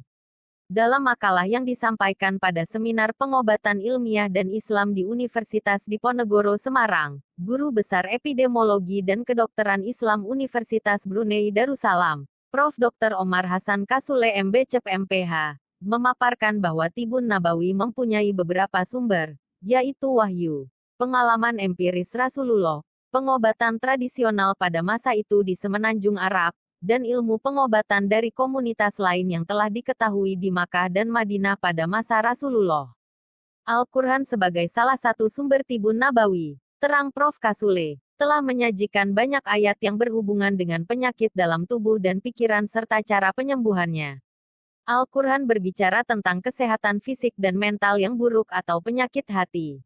Al-Quran juga memuat doa untuk kesehatan yang baik sebagaimana panduan terapi khusus, seperti madu, hanya memakan makanan yang sehat dan halal, menghindari makanan yang haram dan tidak sehat, serta tidak makan dalam jumlah yang berlebihan. Sementara itu, pengalaman empiris Rasulullah yang mencakup masalah pengobatan, perawatan medis yang juga dipraktikkan orang lain pada masa Rasulullah, perawatan medis yang diamati Rasulullah, dan prosedur medis yang didengar atau diketahui Rasulullah telah banyak diriwayatkan dalam sejumlah hadis. Contohnya adalah hadis yang menerangkan cara pemakaian madu untuk mengobati penyakit perut ringan seorang sahabat. Imam Bukhari dalam kitab sahihnya meriwayatkan sekitar 299 hadis yang secara langsung berhubungan dengan pengobatan. Beliau menyumbangkan 2 buah buku kesehatan, yaitu Kitab Al-Tib dan Kitab Al-Marda. Sebagaimana sistem pengobatan modern, dalam Tibun Nabawi juga dikenal adanya 3 metode pengobatan, yakni preventif pencegahan, spiritual, dan kuratif penyembuhan. Tindakan pencegahan menurut kacamata Islam, jelas Prof. Kasule, tergantung pada kondisi ilmu pengetahuan serta perubahannya mengikuti ruang dan waktu. Preventif. Menurut Jalaluddin Al-Suyuti dalam bukunya yang bertajuk Mukhtasar Al-Tib Al-Nabawi, kebanyakan Tibun Nabawi merupakan pencegahan. Ia menguraikan langkah medis preventif, seperti makanan dan olahraga. Langkah medis preventif lainnya yang dijabarkan oleh Al-Suyuti sama halnya dengan yang diajarkan dalam hadis. Hal tersebut meliputi karantina untuk penderita wabah, melarang urinasi pada air yang tenang atau tidak mengalir, penggunaan sikat gigi, siwak, perlindungan rumah pada malam hari dari kebakaran dan penyakit pes, meninggalkan sebuah negara karena keadaan air dan iklimnya, kesehatan mental dan pernikahan, kesehatan pernikahan dan seksual, kontrol diet untuk mencegah berat badan berlebihan, menjaga kebersihan, dan mencegah najis. Spiritual. Dalam pengobatan dengan metode spiritual, Al-Suyuti menerangkan bahwa ada aspek-aspek spiritual dari penyembuhan dan pemulihan. Misalnya, doa, pembacaan Al-Quran, dan mengingat Allah sebagai satu-satunya sesembahan. Penyakit psikosomatik dapat merespons pendekatan spiritual. Penggunaan rukyat, surah Al-Fatihah, Al-Muawwadatain, jatuh di antara proses penyembuhan fisik dan spiritual. Bagian penyembuhan dari rukyat bisa dipahami dalam istilah modern bahwa jiwa mampu mengendalikan mekanisme kekebalan tubuh untuk mencegah penyakit. Kuratif. Ibnul Qayyim al-Jauziyah dalam bukunya yang berjudul Al-Tib al-Nabawi menyebutkan, banyak penyakit yang tindakan medisnya direkomendasikan dari cara pengobatan Nabi SAW. Di antara penyakit-penyakit yang menurut Tibun Nabawi dapat diobati dengan pengobatan alami adalah demam, luka, epilepsi, tekanan darah tinggi, iritasi kulit, radang selaput dada plerisi, sakit kepala, radang tenggorokan, pembesaran jantung, radang mata, otot kaku, keracunan makanan, diare, hidung berdarah, mimisan, sakit gigi, batuk, keseleo, mata merah, gigitan ular, gigitan kalajengking, pes, dan kutu kepala. Bentuk perawatan medis untuk penyakit-penyakit tersebut, menurut Ibnu Qayyim, di antaranya adalah melakukan diet air dingin untuk demam, serta mengonsumsi madu, susu, dan urin unta serta jintan hitam, al-haba al-sauda. Sedangkan, bentuk perawatan bedah yang dapat dilakukan adalah bekam al-hijaamah, dan kauterisasi, teknik penyembuhan dengan mempergunakan cairan, getah, larutan, atau penggunaan bahan larutan kimia untuk membakar jaringan pada bagian yang terinfeksi. Cara ini hanya bisa dilakukan pada penyakit tertentu saja, seperti mimisan, kanker, dan penyakit kulit. Ruqyah yang keliru. Kebenaran ruqyah sebagai pengobatan sudah dibuktikan oleh para ulama dahulu. Adapun pada masa sekarang ini, dan juga masa sebelumnya, praktek pengobatan yang dianjurkan oleh sunnah Nabi ini, nampak mengalami beberapa pergeseran tata cara dan tujuan. Terjadinya pergeseran ini, di samping telah menimbulkan kesalahan persepsi tentang ruqyah, juga memunculkan adanya kekhawatiran menyangkut masalah akidah. Penyimpangan yang terjadi, di antaranya berpangkal dari dua hal. Pertama, buta atau kurang memahami permasalahan agama. Kedua, membenarkan bualan jin yang merasuki badan seseorang. Misalnya, jin tersebut melontarkan nasihat kepada orang yang akan mengobati, dengan mengatakan misalnya kondisi penderita ini demikian. Bacalah ayat ini ayat itu, atau tulislah Al-Quran dengan cara tertentu kemudian lakukan ini itu. Dari sini, kemudian sang terapis menuruti petunjuk jin yang banyak menjerumuskan orang-orang ke jurang perbuatan haram. Berikut kami sebutkan di antara kekeliruan dalam praktek ruqyah. 1. Mengajak jin untuk berkomunikasi dan membenarkan ocehannya. Sering terjadi adanya komunikasi dengan jin dan melontarkan pertanyaan kepadanya tentang banyak permasalahan. Baik tentang nama, umurnya dan keyakinannya. Orang-orang pun mudah mempercayainya. Fenomena ini hanya akan mengantarkan manusia menuju kerusakan dan pelanggaran. Orang-orang seolah melupakan bahwa jin bukan sumber talaki ilmu. Sebab kedustaanlah yang mendominasi sepak terjang jin. Ini berdasarkan sabda Nabi Shallallahu Alaihi Wasallam kepada Abu Hurairah. Dia, saat ini, jujur kepadamu, tetapi ia makhluk yang pendusta. Praktek seperti di atas mengandung unsur pelanggaran terhadap petunjuk Nabi Shallallahu Alaihi Wasallam. Syekh Al-Albani berkata, dahulu, orang-orang yang menangani ruqyah di hadapan orang kesurupan, hanyalah ditangani beberapa individu yang solih dengan jumlah tidak banyak. Sedangkan sekarang ini, jumlah mereka ratusan orang. Bahkan termasuk juga sekumpulan wanita mutabarijah, pesolek. Akibatnya praktek ini menyimpang dari statusnya sebagai sarana pengobatan syar'i, yang hanya dilakukan oleh para ahlinya berubah menjadi fenomena dan sarana kehidupan yang tidak dikenal syariat ataupun ilmu kedokteran sekaligus. Justru menurutku termasuk praktek dajjal kedustaan, dan bisikan setan kepada musuhnya, manusia. Barang siapa yang meminta pertolongan dengan jin dalam membuang pengaruh sihir atau ingin mengetahui jati diri jin yang sedang merasuki seseorang, jin itu laki-laki atau perempuan, muslim atau kafir dan kemudian dibenarkan oleh orang tadi dan juga orang-orang yang bersamanya, niscaya mereka ini tercakup dalam kandungan hadits Nabi Shallallahu Alaihi Wasallam. Barang siapa mendatangi tukang ramal atau dukun dan membenarkannya atas ucapannya, maka ia telah mengingkari risalah yang diturunkan kepada Muhammad. Hadits ini diriwayatkan oleh Muslim dan imam lainnya. Lihat Gayatul Irwa petik terbalik No.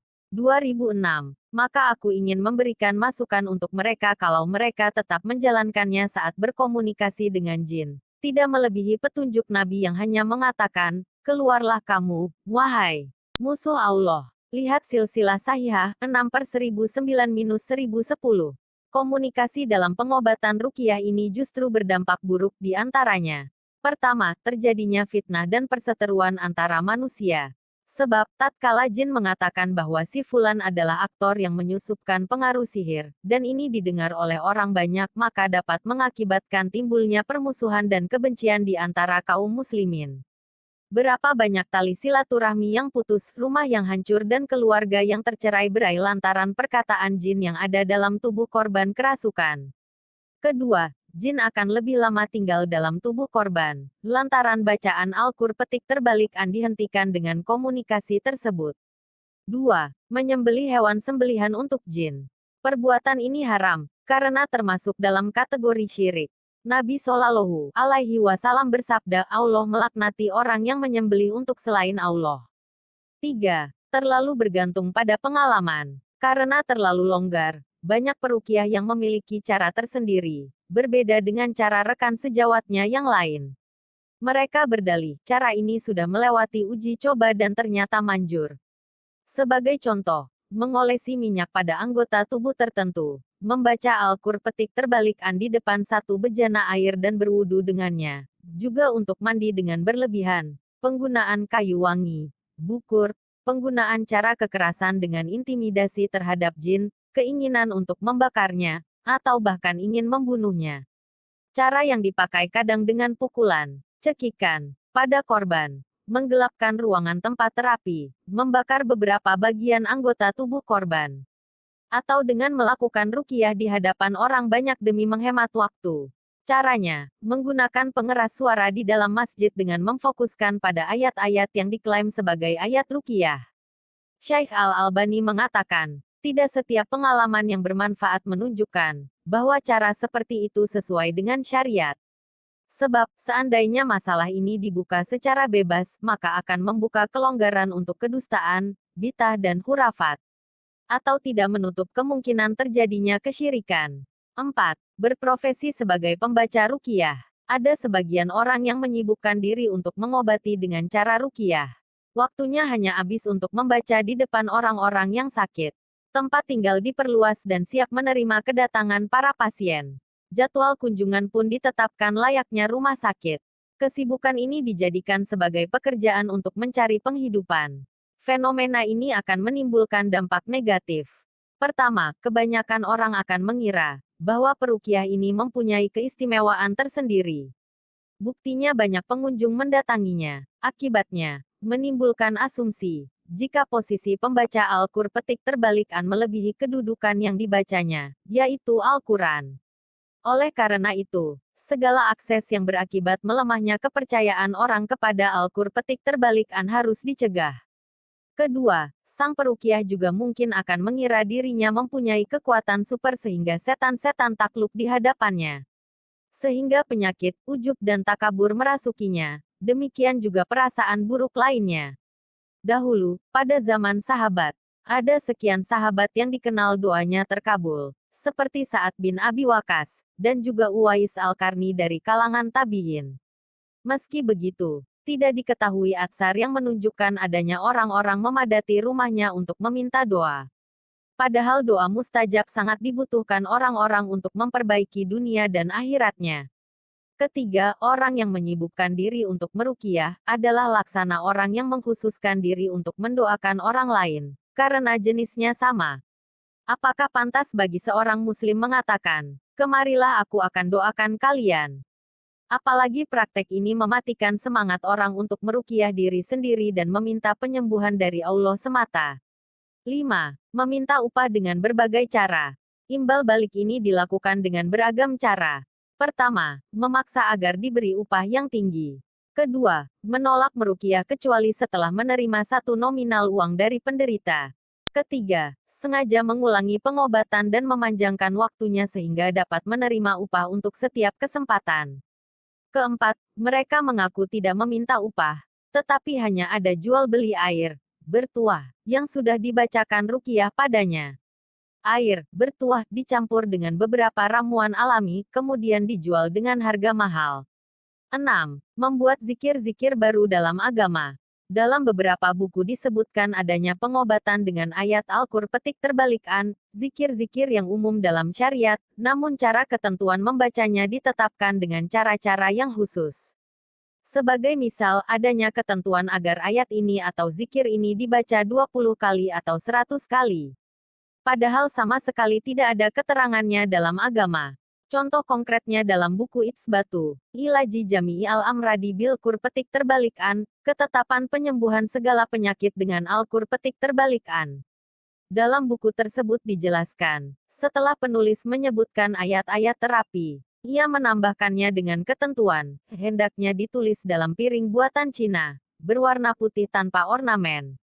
Tentu yang seperti ini merupakan kesalahan. Di samping cara-cara ruqyah yang keliru di atas, masih ada beberapa cara yang menyimpang lainnya, seperti meyakini bahwa ruqyah benar-benar bermanfaat dan merupakan faktor penyembuh, membuka pengobatan dengan menanyakan nama dan nama ibu pasien, meminta benda-benda yang pernah dipakai pasien, meminta penyembelihan hewan dengan cara khusus, dan kadang, setelah itu memerintahkan untuk melumuri badan penderita dengan darah hewan tersebut. Menuliskan beberapa kalimat yang tidak dapat dipahami layaknya kode Morse atau huruf yang putus-putus. Melakukan komat kamit dengan kalimat yang tidak terpahami. Membekali pasien dengan benda untuk dipendam di sekitar rumah. Menyatakan mampu memberitahu pasien tentang kondisi yang dialaminya. Terlihatnya tanda-tanda kefasikan pada seorang peruqyah, seperti malas menunaikan salat berjamaah.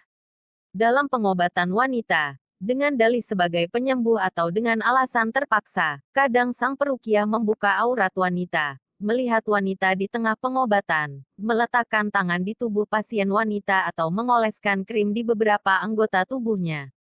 Padahal, wanita adalah fitnah terbesar bagi kaum lelaki. Disinilah setan berusaha menjerumuskan para terapis ke jurang pelanggaran syariat dengan dalih penyembuhan, dan masih banyak lainnya. Demikian praktek ruqyah yang bisa dianggap bisa mewakili terungkapnya beberapa kekeliruan yang terjadi seputar ruqyah.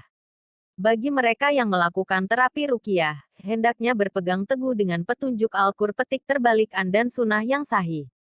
Jangan sampai setan mempermainkan mereka. Allah berfirman, yang artinya, maka hendaklah orang-orang yang menyalahi perintah Rasul takut akan ditimpa cobaan atau ditimpa azab yang pedih. Qs An-Nur ayat 63. Red. Maraji petik terbalik. 1. As-Siru wa Alain wa Ar-Ruqyah Asy-Syariyah. Karya Fat bin Sulaiman Al-Qadi petik terbalik, cetakan Hayah Al-Amru bil Ma'rufi wan Nahyi Anil Munkar, tanpa tahun. 2. Fatur Rahman fi Bayani Hajril Qur petik terbalikan, karya Abu Anas Muhammad bin Fatih Alu, Abdul Aziz dan Abu Abdirrahman Mahmud bin Muhammad Al-Maloh. Dar Taibah Al-Qadra petik terbalik, Mekah, Cet. 2 Tah, 2002. 3. Nazharat Wata petik terbalik Amulat min Waqi Al-Ummah. Karya Dr. Muhammad bin Abdurrahman Al-Khumais, Maktabah Es-Sabah Sarjah Uni Emirat Cet. Tah, 1419 H, 1998 M. Beberapa nasihat agar terhindar dari kesurupan jin. Beberapa nasihat agar terhindar dari kesurupan jin. 1. Senantiasa berzikir dengan zikir yang diajarkan oleh Rasulullah SAW, seperti Al-Mat Surat 2. Apabila Anda melompat dari tempat yang tinggi, sebutlah nama Allah SWT. 3. Apabila Anda membuang air panas ke tanah, sebutlah nama Allah SWT. 4. Apabila Anda memasuki ruangan gelap, sebutlah nama Allah. 5. Janganlah Anda menyakiti anjing atau kucing. 6. Janganlah Anda tidur sendirian. Kalaupun kamu terpaksa melakukannya, berwudu dan bacalah azkar, doa, sebelum tidur. 7. Jangan Anda membuang air kecil atau air besar pada batu. Seperti yang terdapat pada hadits yang diriwayatkan oleh Imam Nasai, 1/33 dengan sanadnya dari Qatadah dari Abdullah bin Sirjisra, bahwa Nabi Muhammad bersabda, "Janganlah salah seorang dari kamu kencing pada batu." Mereka bertanya kepada Qatadah, mengapa kencing di atas batu tidak diperbolehkan? Dia menjawab, ada yang mengatakan bahwa batu adalah tempat tinggal jin. 6. Jangan membunuh ular apapun yang tampak di dalam rumah. Hal ini perlu penjelasan secara rinci. Pertama, apabila Anda melihat ular di dalam rumah, perkenankanlah berada di dalam rumah selama 3 hari. Kami sudah memaparkan kisah seorang pemuda Ansar, dalam hal ini Nabi Muhammad dan bersabda, sesungguhnya rumah-rumah ini mempunyai penghuni. Jika kamu melihat salah satu darinya, berilah mereka peringatan sebanyak 3 kali. Jika setelah itu ia pergi, biarkanlah. Dan kalau dia belum pergi juga, ketahuilah bahwa dia adalah jin kafir. Petik 2. Pada riwayat lain, menurut Imam Muslim dikatakan, perkenankanlah dia menetap selama 3 hari. Tetapi kalau dia masih ada setelah itu bunuhlah dia karena itu adalah setan. Petik 2. Berkaitan dengan poin kelima janganlah Anda menyakiti kucing atau anjing. Berikut ini saya sedikit sare sebuah kisah nyata yang saya ambil dari buku karya Syekh Muhammad Es-Saim. Judul Kisah-Kisah Raja Jin di halaman 122. Di mana sedikit saya ulas bahwa ada seorang mandor bangunan yang tiba-tiba terkena sakit tak bisa bergerak, lunglai, lumpuh bahkan dokter pun tak bisa menemukan sakitnya mengapa gerangan bisa demikian apalagi pengobatan secara medis tak mempan. Awalnya sang mandor pulang jam 1 malam dalam keadaan sakit menggigil kedinginan dan semakin parah. Selanjutnya Syekh Saim pun melakukan ruqyah. Singkatnya sang mandor kesurupan. Jin bereaksi berikut saya kutipkan kisah dialog dengan Jin dan Syekh As-Saim. Dalil-dalil hadis. Kemampuan untuk beralih rupa atau bentuk. Jin memiliki kemampuan beralih rupa atau bentuk ke bentuk manusia dan hewan. Mereka pernah mendatangi kaum musyrikin dalam wujud Surakah bin Malik untuk menjanjikan kemenangan bagi mereka. Demikian pula, sejumlah sahabat, di antaranya Abu Hurairah radhiyallahu anhu, pernah didatangi mereka dalam wujud orang tua yang ingin mencuri zakat yang sedang dijaganya. Mereka dapat beralih rupa menjadi unta, keledai, sapi, anjing atau kucing. Seringnya mereka berubah bentuk menjadi anjing hitam dan kucing. Rasulullah Shallallahu Alaihi Wasallam menyatakan bahwa lewatnya anjing hitam di depan orang yang salat memutuskan salat orang itu. Rasulullah Shallallahu Alaihi Wasallam menjelaskan sebabnya. Karena anjing hitam itu setan. Jin sering berubah menjadi hewan, lalu menampakkan diri kepada manusia. Karena itu Rasulullah Shallallahu Alaihi Wasallam melarang membunuh ular yang muncul di dalam rumah, sebab dikhawatirkan itu merupakan jelmaan jin yang telah masuk Islam. Dalam Sahih Muslim diriwayatkan dari Abu Sa'id Al-Khudri, dia berkata, Rasulullah Shallallahu Alaihi Wasallam bersabda, sesungguhnya di Madinah ini ada segolongan jin yang telah masuk Islam. Jika kalian melihat satu dari mereka, maka mintalah kepada mereka untuk keluar, dalam jangka waktu 3 hari. Jika ia tetap menampakkan diri kepada kalian setelah itu, maka bunuhlah ia, karena sesungguhnya dia itu setan. Rasulullah Shallallahu Alaihi Wasallam mengecualikan untuk ular tertentu.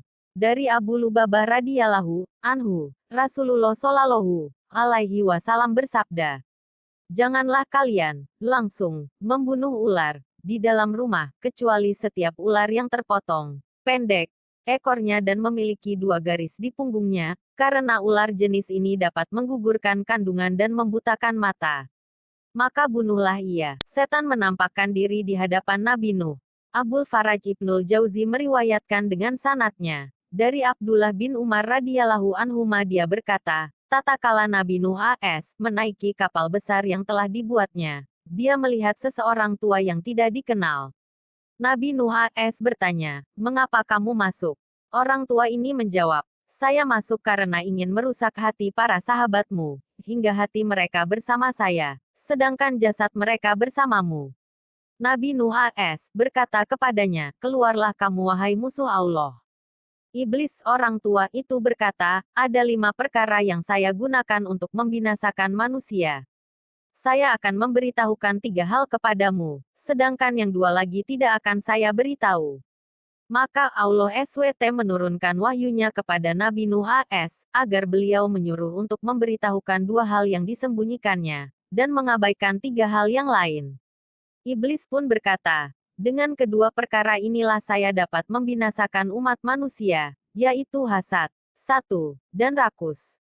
Karena hasad, saya dilaknat dan dijadikan sebagai setan, penjahat, yang terkutuk. Sedangkan karena sifat rakus, saya menyuruh Adam AS memakan semua isi surga tanpa terkecuali, dan saya berhasil mendapatkan keinginan saya darinya, sehingga dia pun dikeluarkan dari surga. Setan menampakkan diri kepada Nabi Yahya. Dialog Nabi Yahya AS dengan iblis. Abu Mukatil meriwayatkan dari Solih bin Said dari Abu Sa'al, dari Al-Hasan bahwa Rasulullah SAW bersabda. Suatu ketika iblis laknatullah sang pengingkar Allah SWT, mendatangi para nabi dan berbicara dengan mereka.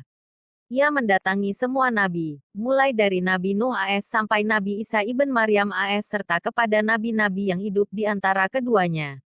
Hanya saja, tidak ada nabi yang paling banyak dan paling enak diajak bicara kecuali Nabi Yahya ibn Zakaria AS. Suatu hari iblis menemuinya. Ketika iblis itu hendak pergi, Nabi Yahya AS berkata kepadanya, Abu Murrah. Nama sebenarnya adalah Al-Harts dan gelarnya adalah Abu Murrah.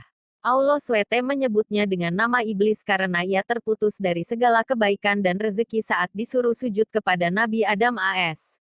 Nabi Yahya AS berkata kepada iblis, Abu Murrah, aku ingin meminta satu hal kepadamu dan aku harap kamu tidak menolaknya.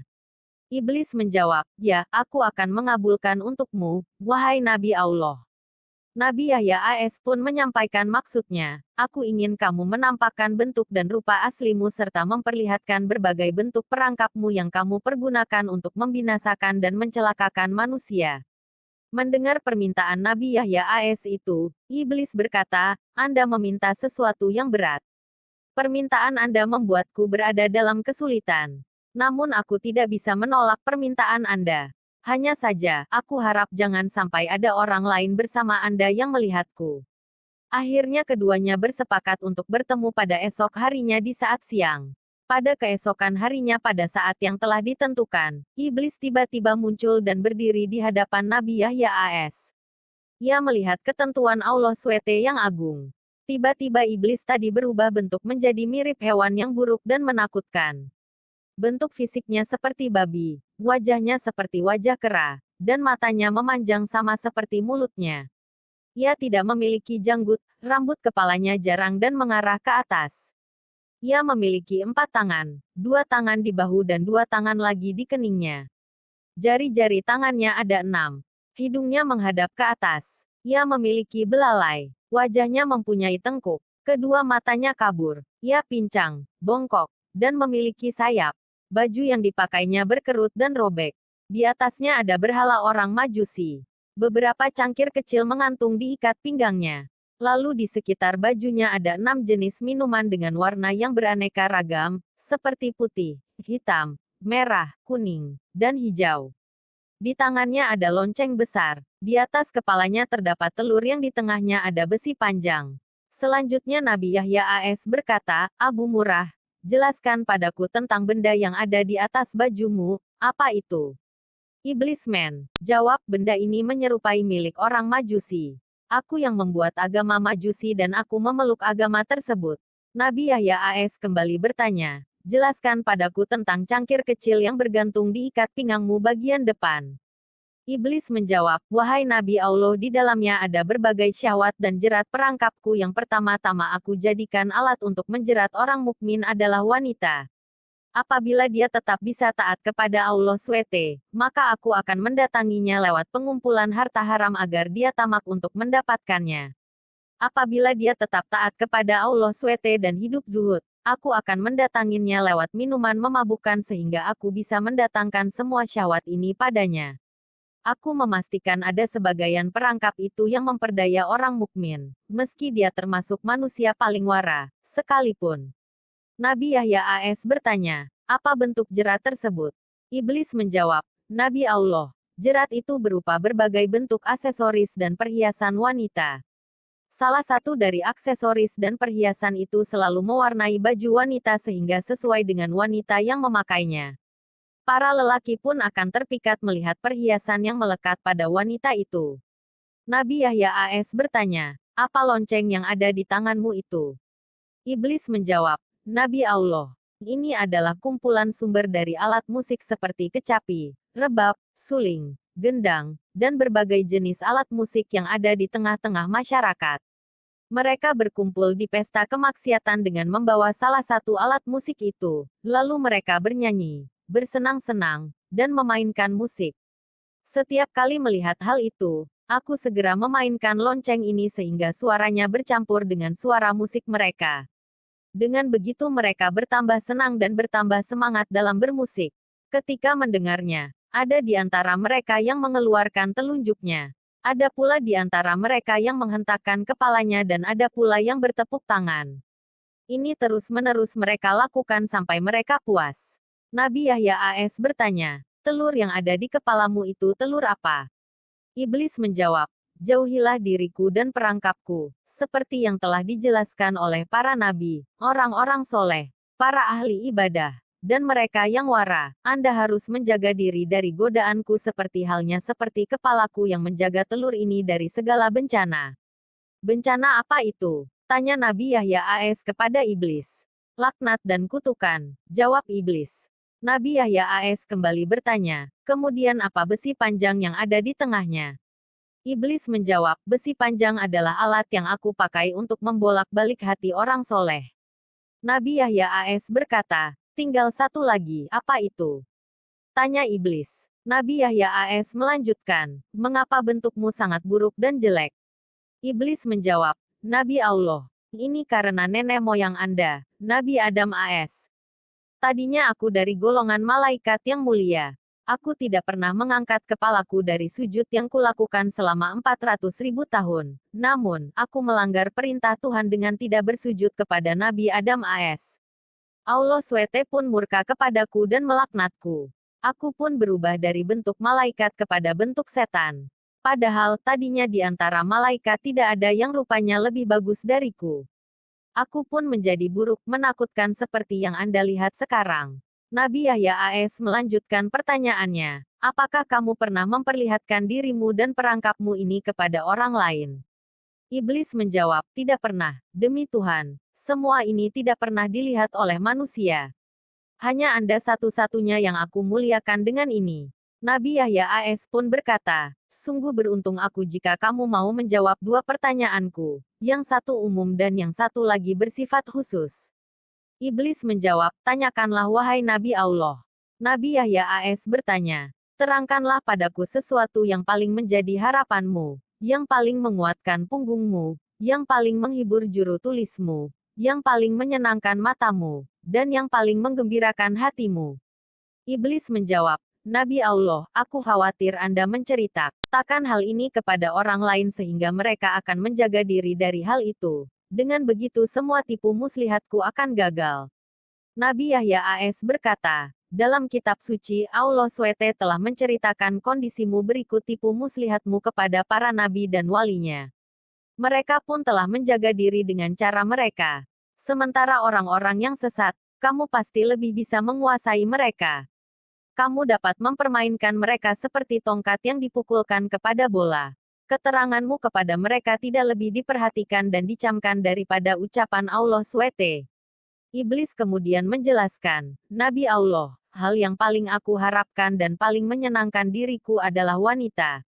Ia merupakan jerat, perangkap, dan anak panah yang selalu tepat mengenai sasaran.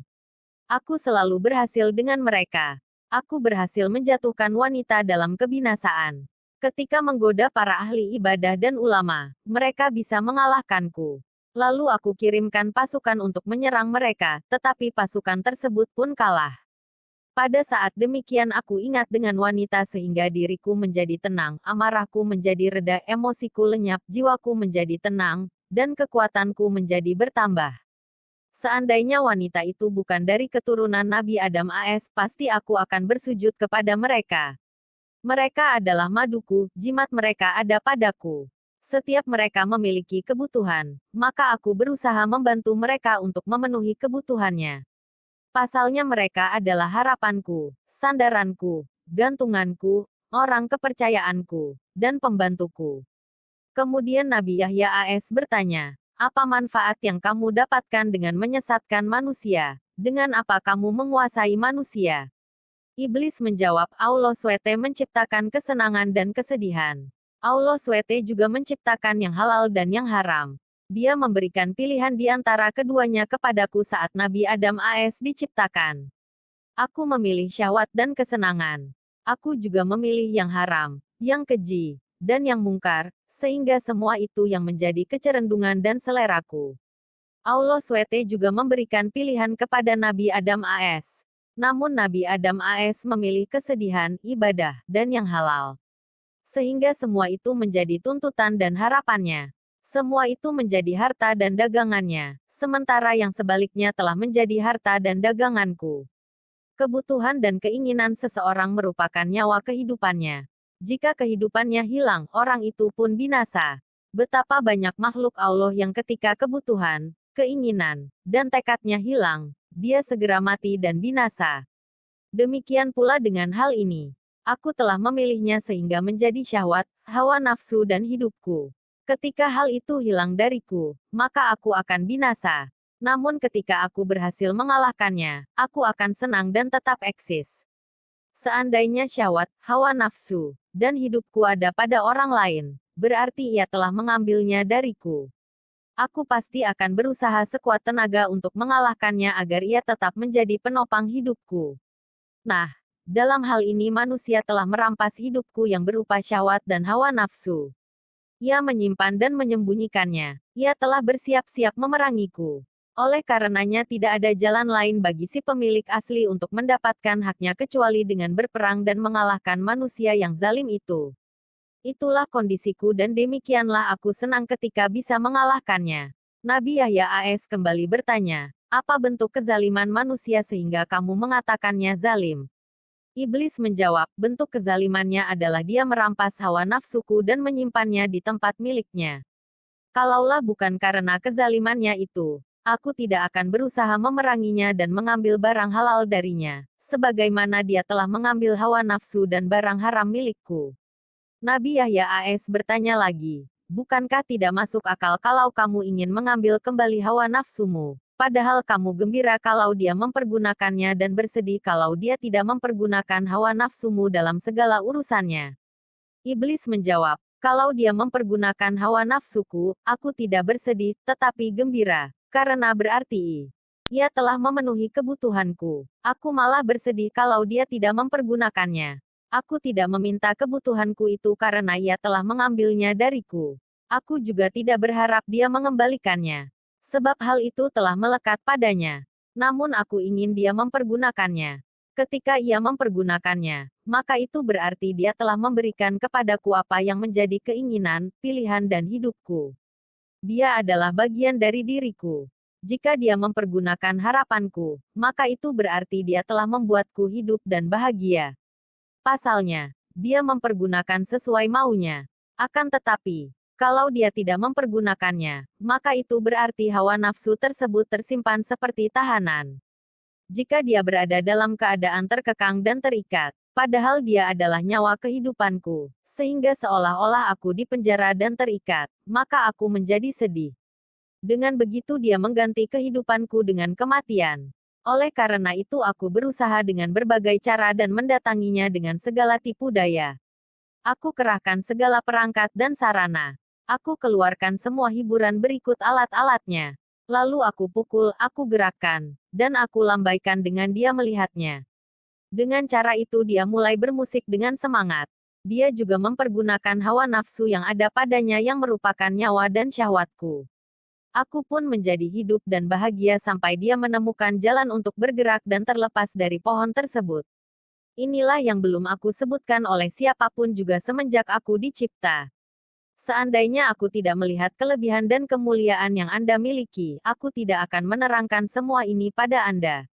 Nabi Yahya AS kemudian berujar, tinggal satu pertanyaan bersifat khusus dan pribadi yang ingin aku tanyakan padamu. Iblis menjawab, ya, tanyakanlah. Nabi Yahya AS melanjutkan pertanyaannya, apakah kamu menemukan peluang untuk menggoda diriku dalam pandangan, ucapan lisan, atau itikat kalbu? Iblis menjawab, secara umum memang tidak ada, hanya saja ada satu hal dari Anda yang menarik bagiku. Meski begitu, itu sudah cukup bagiku. Ada satu pintu utama yang bisa aku manfaatkan untuk menggoda diri Anda. Ketika mendengar pernyataan iblis tersebut, wajah Nabi Yahya AS menjadi suram. Ia bingung, hatinya sedih, jiwanya terperanjat, dan kaget. Nabi Yahya AS berkata, apakah itu? Iblis menjawab, Anda adalah orang yang banyak makan. Kadangkala Anda terlalu banyak makan, sehingga menyebabkan pencernaan Anda tidak sehat. Kondisi Anda juga menjadi lemah, mengantuk, malas dan gampang tidur. Kadangkala Anda tidur di saat Anda harusnya bangun di tengah malam untuk beribadah. Ini yang menarik bagiku dari diri Anda. Nabi Yahya AS berkata, dengan kondisi tersebut kamu mendapatkan kesempatan untuk menggodaku. Iblis menjawab, ya. Nabi Yahya AS berkata, apa yang membuatmu gembira dengan itu? Iblis menjawab, Anda tidak mencamkan apa yang aku sebutkan pada Anda. Aku akan menggiring Anda pada sesuatu yang dibenci oleh Allah SWT, yang tentu saja menjadi sesuatu yang aku sukai. Sebaliknya, sesuatu yang disukai Allah SWT adalah sesuatu yang aku benci.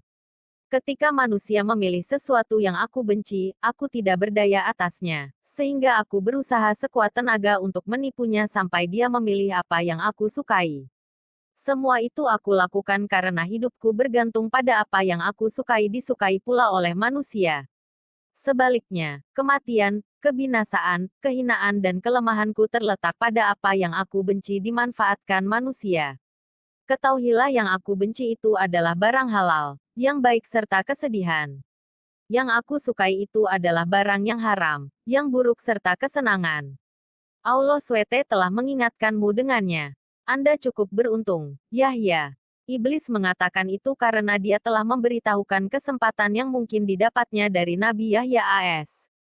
Nabi Yahya AS bertanya, sepanjang hidupku, hanya itu kesempatan yang bisa kamu dapat dariku. Iblis menjawab, ya, tidak ada lagi kecuali itu. Nabi Yahya AS kemudian menegaskan, aku berjanji kepada Allah SWT untuk tidak meninggalkan dunia dalam kondisi kenyang. Mendengar hal itu, Iblis menjadi marah dan sedih, sebab Nabi Yahya AS telah melakukan antisipasi tipu daya iblis. Ia berkata, Anda telah menipuku dan membuatku kesal. Harapanku pun sirna dari menggoda Anda. Kemudian iblis pun meninggalkan Nabi Yahya AS dengan sangat murka. Kisah Nabi Ayub dan gangguan iblis. Dalam kitab Ukuduli Jain, Etika Rumah Tangga, karya Syekh Muhammad bin Umar An-Nawawi diceritakan kisah Nabi Ayub, alaihissalam, AS yang syarat hikmah dan pelajaran. Allah SWT mengujinya dengan berbagai macam bala dan musibah. Nabi Ayub tetap sabar dan tegar. Adapun cobaan yang diberikan Allah kepada Nabi Ayub AS terdiri dari 4 macam cobaan. Di antaranya cobaan atas kebangkrutan, pailit kekayaannya, kematian anak-anaknya, kehancuran tubuhnya dan diasingkan oleh masyarakat kecuali hanya seorang istrinya saja yang setia menemani. Nabi Ayub berasal dari Rum, Romawi. Beliau adalah Ayub bin Mush bin Razah bin Al-Ish bin Ishak bin Ibrahim Al-Khalil. Ibnu Asakir menyebutkan bahwa ibu Nabi Ayub adalah putri Nabi Lut alaihi salam. Istri beliau sendiri adalah Laya binti Yakub. Sedangkan yang paling masyhur, nama istri beliau adalah Rahmah binti Afraim bin Yusuf bin Yakub. Al-Bidayah wa An-Nihayah. Nabi Ayub diutus di dataran Hauran, tahun 1540 sampai tahun 1420 SM. Sebutan kaumnya adalah bangsa Arami dan Amori di daerah Syria dan Yordania. Nabi Ayub wafat dalam usia 120 tahun dan dikaruniai 26 anak. Dikisahkan, harta kekayaan Nabi Ayub AS terdiri dari unta, sapi, kambing, gajah, himar, keledai. Kekayaan lain milik beliau adalah 500 hektare tanah persawahan. Semuanya digarap oleh 500 orang. Pada setiap orang mempunyai anak istri. Pengikut beliau terdiri dari 3 golongan, semua telah beriman dan masih berusia muda.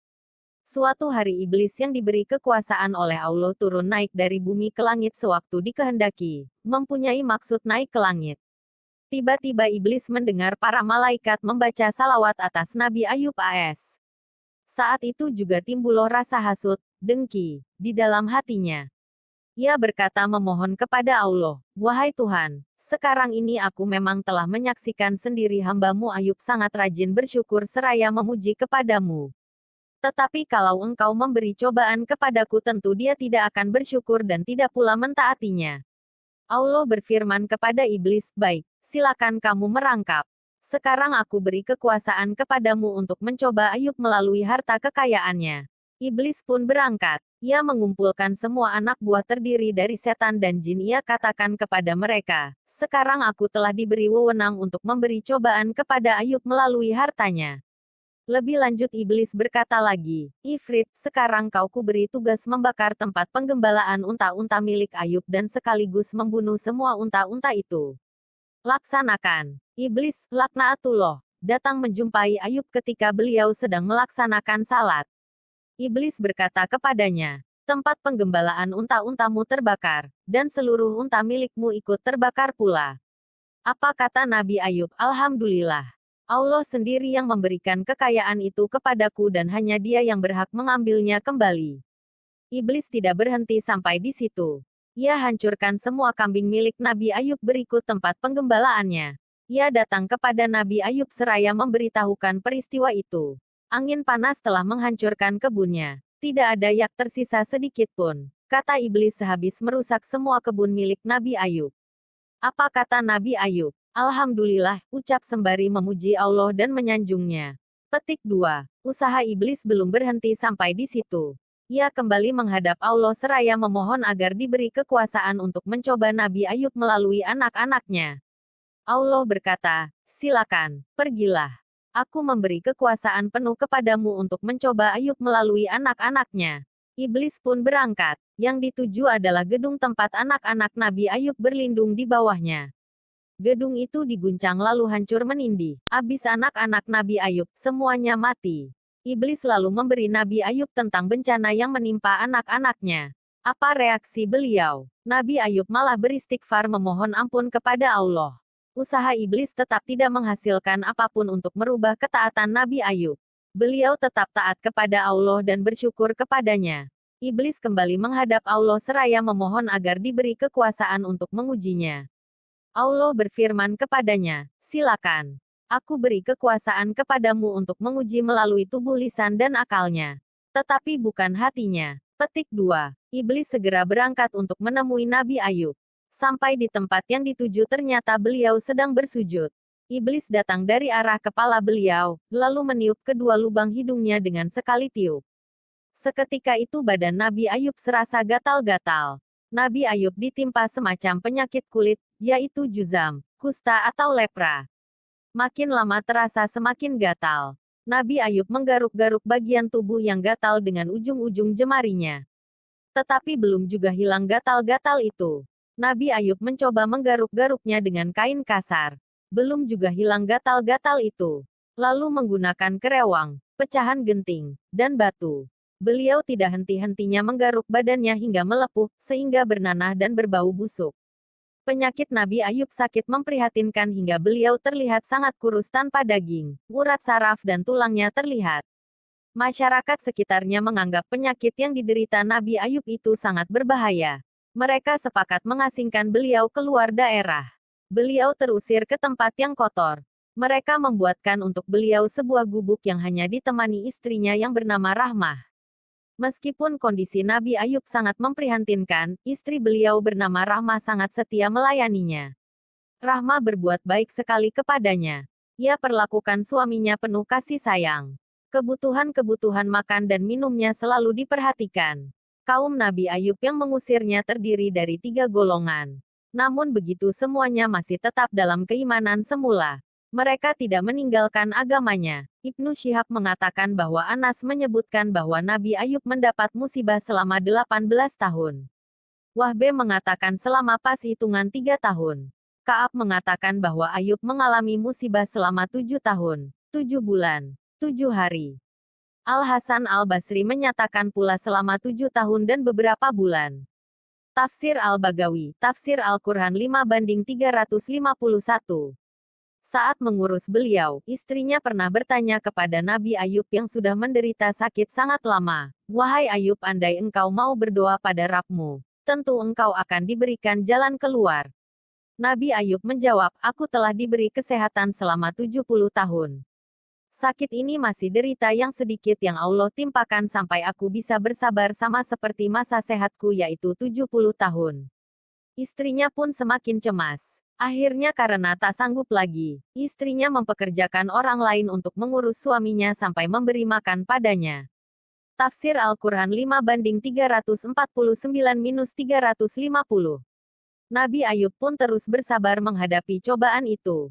Sampai pada suatu hari akhirnya beliau berdoa kepada Allah. Doa beliau dikabulkan Allah dan beliau kembali diberi istri dan anak-anaknya. Nabi Ayub mendapatkan ganti istri yang lebih muda dan memiliki 26 anak laki-laki. Ada yang mengatakan bahwa beliau memiliki 9 puteri dan 3 putera. Ibnu Yasar menyatakan bahwa anak beliau adalah 7 putera dan 7 puteri. Tafsir Al-Bagawi, 17/185. Syekh As-Sadi rahimahullah mengungkapkan bahwa keluarga dan hartanya kemudian kembali.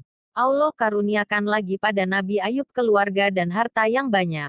Itu semua disebabkan kesabaran dan keridaan beliau ketika menghadapi musibah.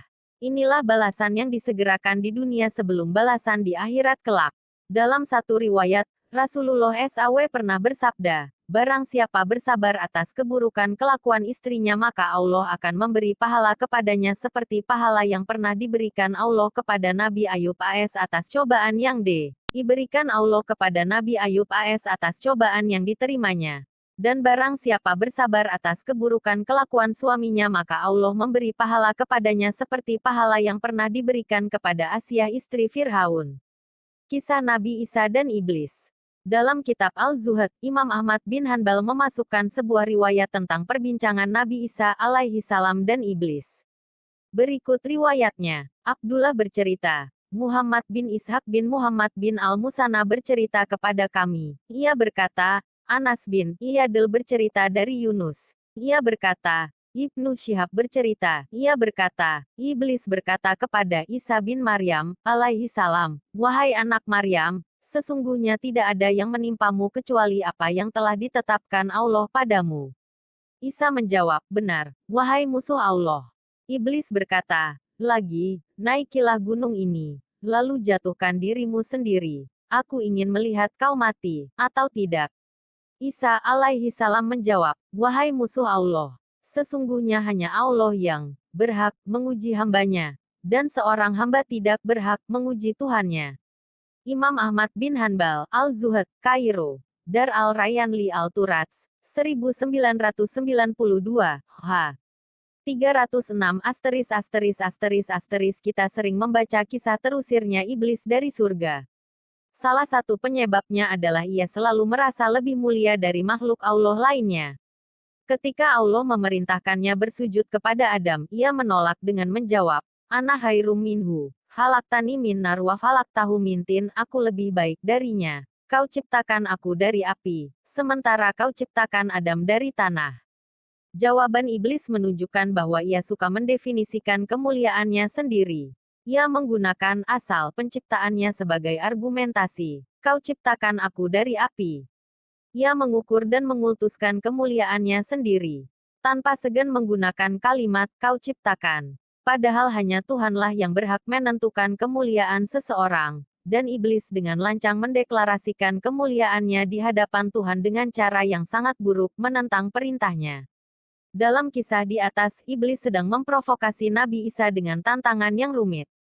Ia memulainya dengan mengatakan, "Wahai anak Maryam, sesungguhnya tidak ada yang menimpamu kecuali apa yang telah ditetapkan Allah padamu." Kemudian, ia menantang Nabi Isa melompat dari gunung untuk mengetahui apakah ia mati atau tidak. Di satu sisi, iblis berbicara tentang ketetapan Allah. Di sisi lain, ia menantang Isa untuk mengetahui ketetapan Allah tentangnya. Jika ia melompat, apakah Allah menetapkannya mati atau tidak, dan itu hanya bisa diketahui jika Nabi Isa benar-benar melompat. Tapi Nabi Isa alaihi salam tidak kalah cerdas. Ia menjawab tantangan iblis dengan berkata, "Wahai musuh Allah, sesungguhnya hanya Allah yang berhak menguji hambanya, dan seorang hamba tidak berhak menguji Tuhannya." Artinya, jika ia menuruti tantangan iblis, ia sedang menguji Tuhannya. Padahal, hanya Tuhanlah yang berhak menguji hambanya, bukan sebaliknya. Tugas seorang hamba adalah menjalankan perintahnya dan menjauhi segala larangannya, bukan menguji dan mempertanyakan keputusannya. Karena itu, Nabi Isa pernah menasihati murid-muridnya agar mengamalkan ibadah terbaik. Lalu murid-muridnya bertanya, "Maaf Dalul, ibadah ya Ruhallah, apa ibadah terbaik itu, wahai Ruhullah?" Nabi Isa menjawab, "Al-tawadu, lillahi azza wa jalla." Tawadu, kepada Allah azza wa jalla. Imam Ahmad bin Hanbal, Al-Zuhud, 1992, h. 73-74. Dengan menanamkan ketawadukan di dalam hati, manusia akan terjaga dari menyombongkan amal ibadahnya, dan selalu merasa butuh akan rahmat Allah. Berbeda dengan iblis yang disombongkan oleh ibadahnya ribuan tahun. Ia memandang rendah makhluk selainnya karena tidak ada yang beribadah segiat dia. Tiba-tiba, Tuhan memerintahkannya menghormati Adam, tentu ia menolak. Dengan penolakannya, secara tidak langsung ia mempertanyakan keputusan Tuhan dan meragukan kebenarannya. Jikapun kita anggap perintah Allah kepada iblis, sujud kepada Nabi Adam adalah ujian, iblis tidak hanya gagal, tapi juga bermaksiat karena membangkang. Padahal Allah akan menguji semua hambanya, termasuk Adam alaihi salam. Semakin saleh seorang hamba, semakin berat ujiannya. Rasulullah Shallallahu alaihi wasallam bersabda, dari Hasan, sesungguhnya Nabi Shallallahu alaihi wasallam bersabda, "Demi Allah, Allah azza wa jalla tidak akan mengazab kekasihnya, tetapi dia akan sungguh-sungguh mengujinya di dunia." Imam Ahmad bin Hanbal, Al-Zuhud, 1992, h. 71. Objek pembicaraan dalam hadits di atas adalah kekasihnya. Dalam memahami kekasihnya, kita bisa menggunakan dua pendekatan. Pertama, pendekatan hamba ke Tuhan, dan kedua, pendekatan Tuhan ke hamba. Maksud pendekatan pertama adalah gelar kekasih yang didapat berasal dari amal tulus seorang hamba yang dilakukan secara istiqomah, dari bawah ke atas, sehingga Allah mencintainya. Contohnya, Qs. Al-Baqarah 195, Innallaha yuhibbul muhsinin. Sesungguhnya Allah mencintai orang-orang yang berbuat baik. Maksud pendekatan kedua adalah sifat Al-Rahman, Maha Pengasih, dan Al-Rahim, Maha Penyayang, Allah yang tidak dibatasi untuk hambanya yang baik-baik saja, dari atas ke bawah. Allah memberikan kasih sayangnya kepada siapapun, terlepas dari amal dan dosanya. Artinya, jika menggunakan pendekatan di atas, semua manusia memiliki peluang yang sama untuk diuji dan lulus ujian. Diuji adalah simbol pendekatan kedua. Lulus ujian adalah simbol pendekatan pertama. Dalam dua rangkaian tersebut, kita harus mengaktualisasikan posisi subjek kita dengan berbagai macam ibadah agar bisa lulus ujian. Soal diuji, kita cukup tahu bahwa Allah Maha Pengasih, dan semua kesusahan hidup adalah ujian yang mendewasakan kita. Ikutin terus perjalanan dunia lain, jangan lupa di subscribe, tekan tombol loncengnya biar bisa mengetahuinya cerita-cerita menarik yang lain yang saya upload. Salam Rahayu dari perjalanan dunia lain.